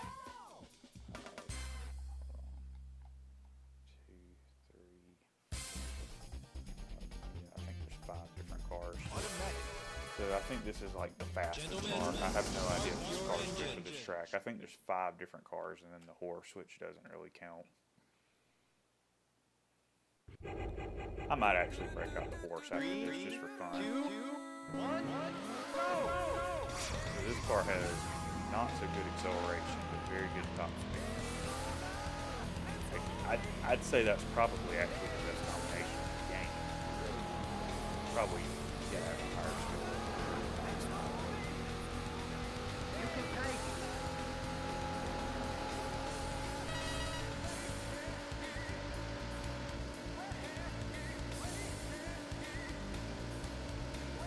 Bicycle is coming on. You can take it. Bicycle is coming on.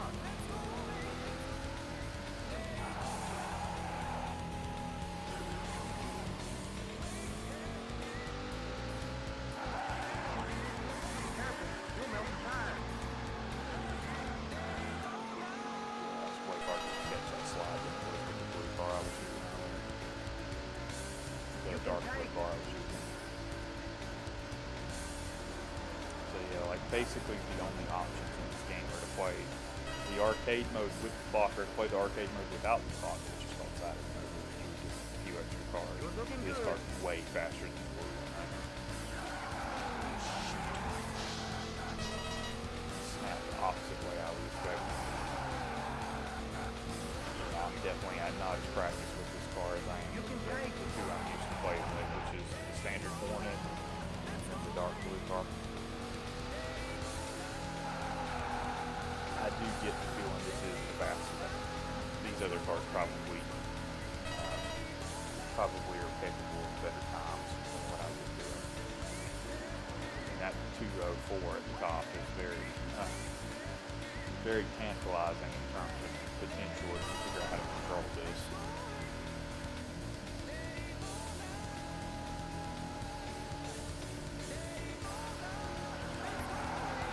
I can't quit that fast in this car. It's going to throw me the wrong way. Careful, you'll melt Every the time. tire. Every time you push it, it's going to throw you the wrong way. Like, I'm used to my car just being absolutely glued to the track out there. That you can just go straight through the grass. White flag is out. This is the final lap. See you later.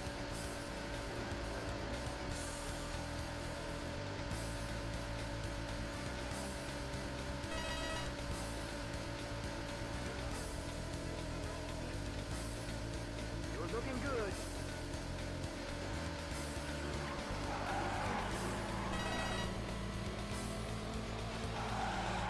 Careful, Not you'll gonna melt be the tire. maybe top 2 second. Gotta nail this corner to win this race. Careful, you'll melt the tire. That was a very good final lap. That 45.37 I think shows the potential of this car. That's probably going to be the best time Welcome I've to ever recorded Victory on that Lane. track. You made it.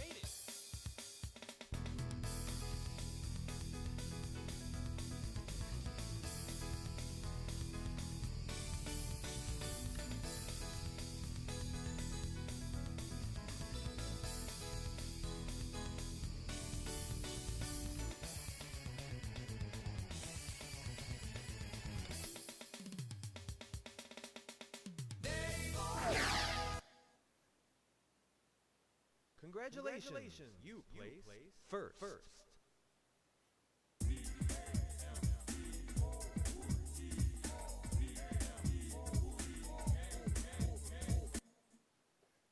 45-37. Now, list your name with the other champions. Now, granted, all my save data from when I was young got deleted when the battery died in this thing, but 45-37 feels to me like it might be the best I've done. It is. So that really tells you the potential of that car if you can hook it all up. I have no doubt that car's faster. Let's goof around. Let's horse. Let's do the horse. Please select a race course. Beginner. Please choose manual or automatic transmission. Gentlemen, start your engine.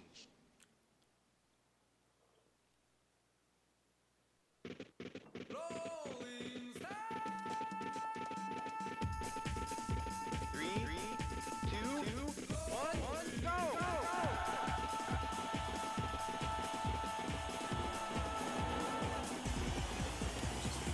Yeah, I actually have never played as the horse before.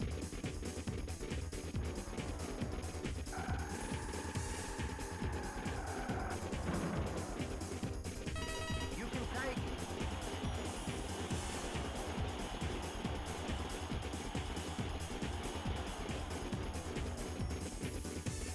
You're looking good.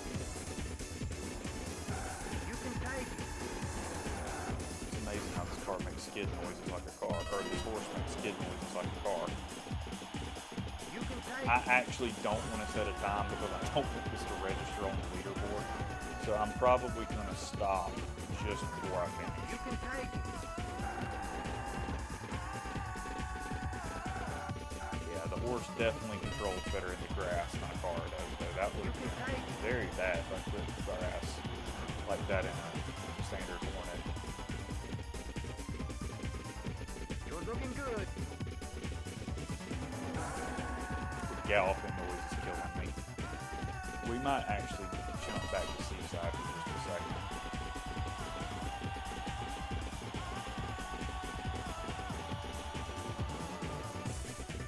I wonder what happens if you pit stop in You the can horse. take it. Huh. I hadn't thought about that. I mean, I'm sure they had to account for that. You can take it. If I get the lead here, I'm going to get a slap. Not 2 laps. You can take it. Nope. Nope. Yep. I'm leading. So I would win this if I just continued. Let's hit. Oh, you can't hit as the horse. Okay. You can't flip as the horse, though. Are you all right? I was expecting the pit is what happened, and that didn't happen. Let's see if I can get it back. The white flag is out. This is the final lap. Yeah, we got it. Sorry, I would have still won that. Okay, well that was interesting. I never actually played as the horse before.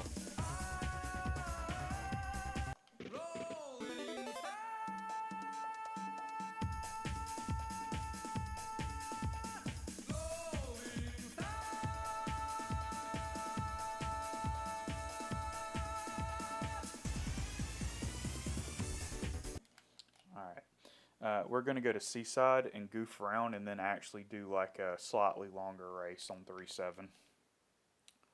Okay, so I'm Please going select to a race course. Expert.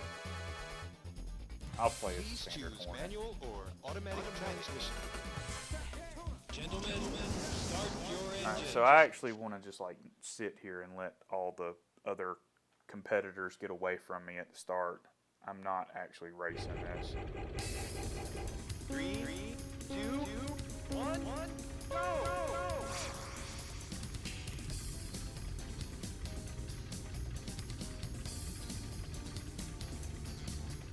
I'll give them, say, a 20-second head start. Maybe 15, because I'm not exactly going to be pushing either.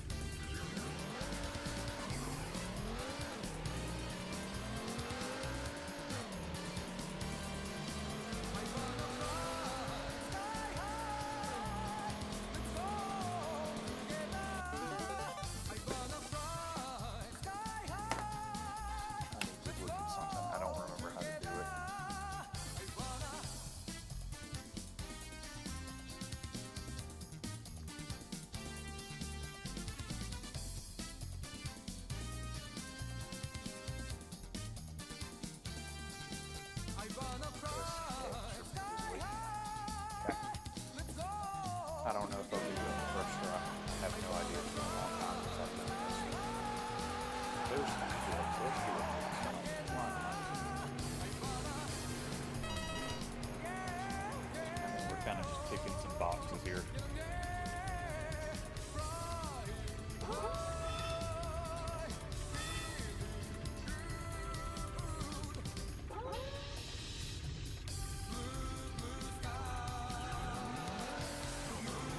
I do need to get on with it because I don't want to get lapped.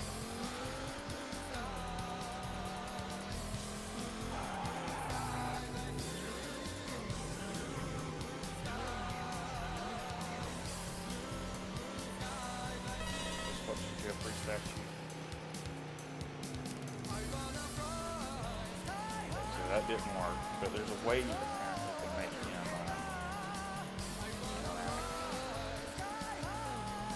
I hope I'm not just making crap up, but that is listed on the cheats for this game. I hope I'm not making up memories of doing it, but that didn't work for whatever reason.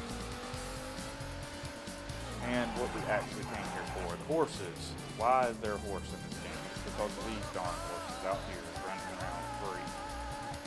That is why there's a horse model in this game. So get off track again, drag you back.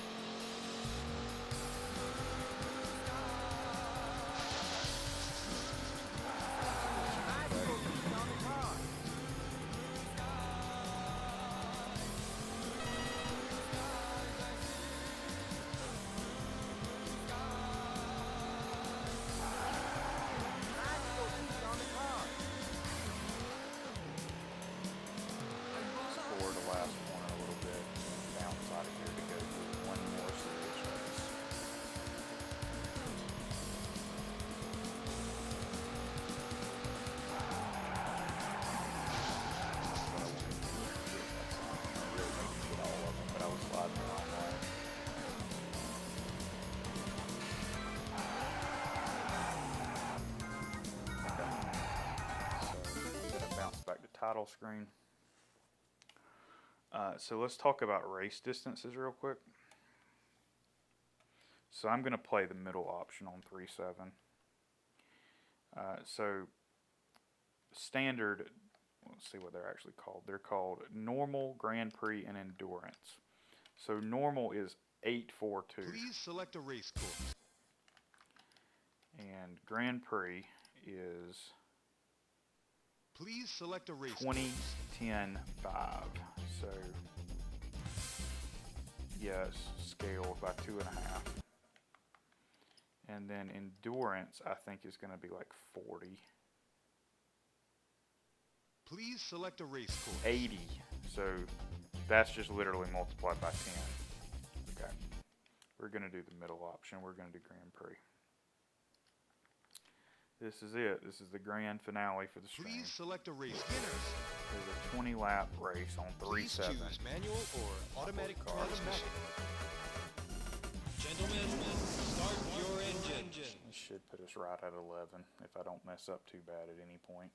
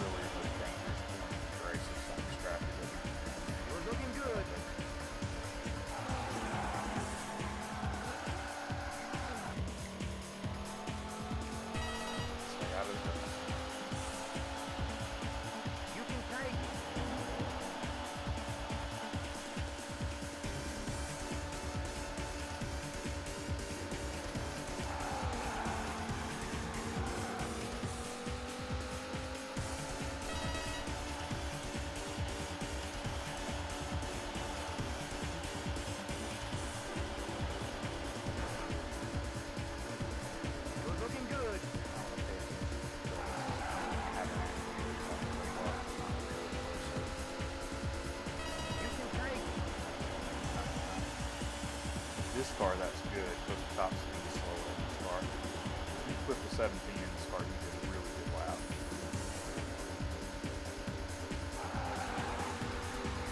But it's just so much easier to be consistent in this car than it is the actual faster ones.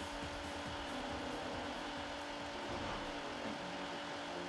I have no idea what it would do from there. You're looking good. Start it over.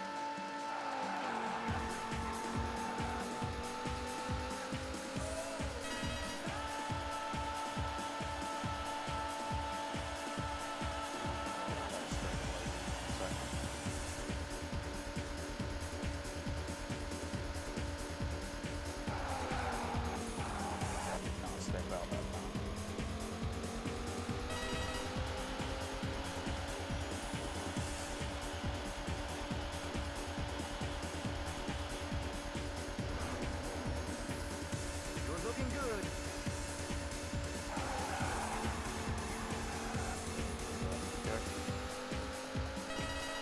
You can take it.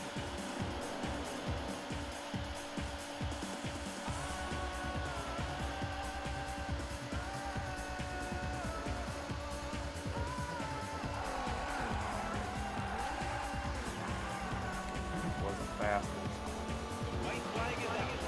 This is the final lap. John Racing is making a mistake out of traffic. You're looking good.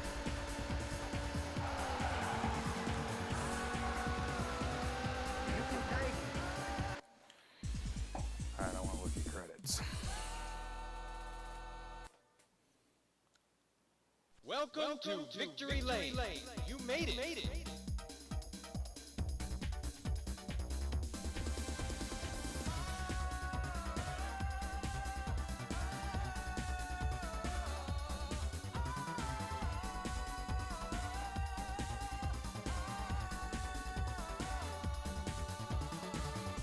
Or maybe this game doesn't have credits. Maybe it's CCE that has credits.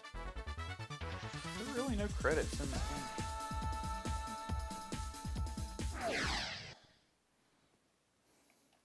Congratulations. You place first.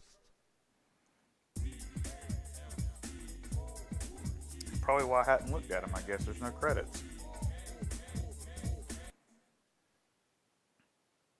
Now list your name with the other champions.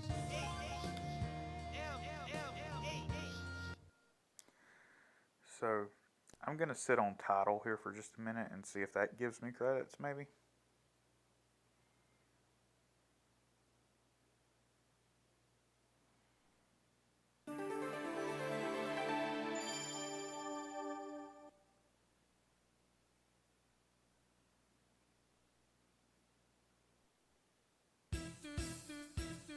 That's 3-7. If I just interrupt that and let it run again.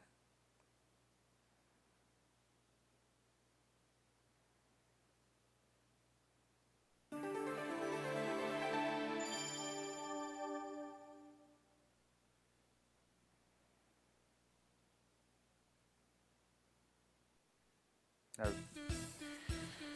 Okay, well, it's not worth sitting through this for what I think is literally just going to list times. I assume there's no credits in this game. That's very interesting.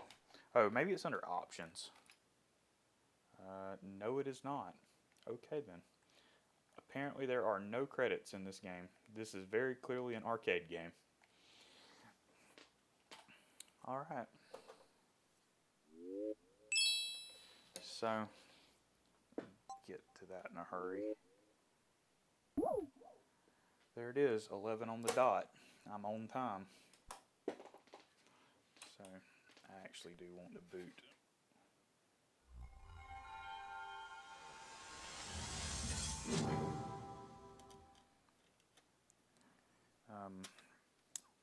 That'll do it. I'm going to sit on the CD player and talk for a minute. So today is May 11th, 2025. The 30th anniversary of the surprise launch of the Sega Saturn. My first video game console. The last two games I played on this stream Daytona and Virtua Fighter were my first two ever video games. I was 4 years old when I got my Sega Saturn. It has been a long time. 30 years feels like, for me, it literally was a lifetime ago. The Saturn is a really important system to me, and the launch games, I think, are better than they get credit for. 4 out of the 6 are basically all but the sports games. I think are really fun, and even Pebble Beach is charming. Like, I probably wouldn't pay $50 in 1995 for Pebble Beach, but today it's a charming game to look back on. You can debate whether the surprise launch was correct or not. I don't think that it was necessarily the fatal flaw for the Saturn in the way that some people act like it was, but it certainly would have been better to come out with a full lineup of, say, 15 to 20 games than I'll say a basic lineup of 6 first-party games. There are things in there that I would have enjoyed playing, but I could see where other people would feel let down by 2 arcade games and then 2 very short experiences of Panzer Dragoon and Clockwork Knight really being all there was available at launch. But I don't think that the surprise launch, which is the reason we're doing this in May instead of September, was what ultimately doomed the Saturn. So instead of ending on a sad note about revisionist history, let's end on a positive note. Like I said, the Saturn is a really important system for me, and today is its 30th birthday in the United States. So I think the parting gift should be, or the parting thought here should be, happy birthday, Saturn. It's been 30 years, and here's to 30 more. And maybe in another 10 years, I can hook you back up in here in the office and do this same stream again and revisit these launch titles for another big anniversary. Alright, that's all for me. That was a good 4-hour stream. I pretty much nailed it on time. I was able to hop in, do 30 to 40 minutes of each game, reminisce a little bit, record my thoughts on what these games were, or my thoughts at this time on how these games are, and I'm happy. I'm happy that we've made it here. I'm happy for these 30 years and looking forward to what the future may bring on the Saturn.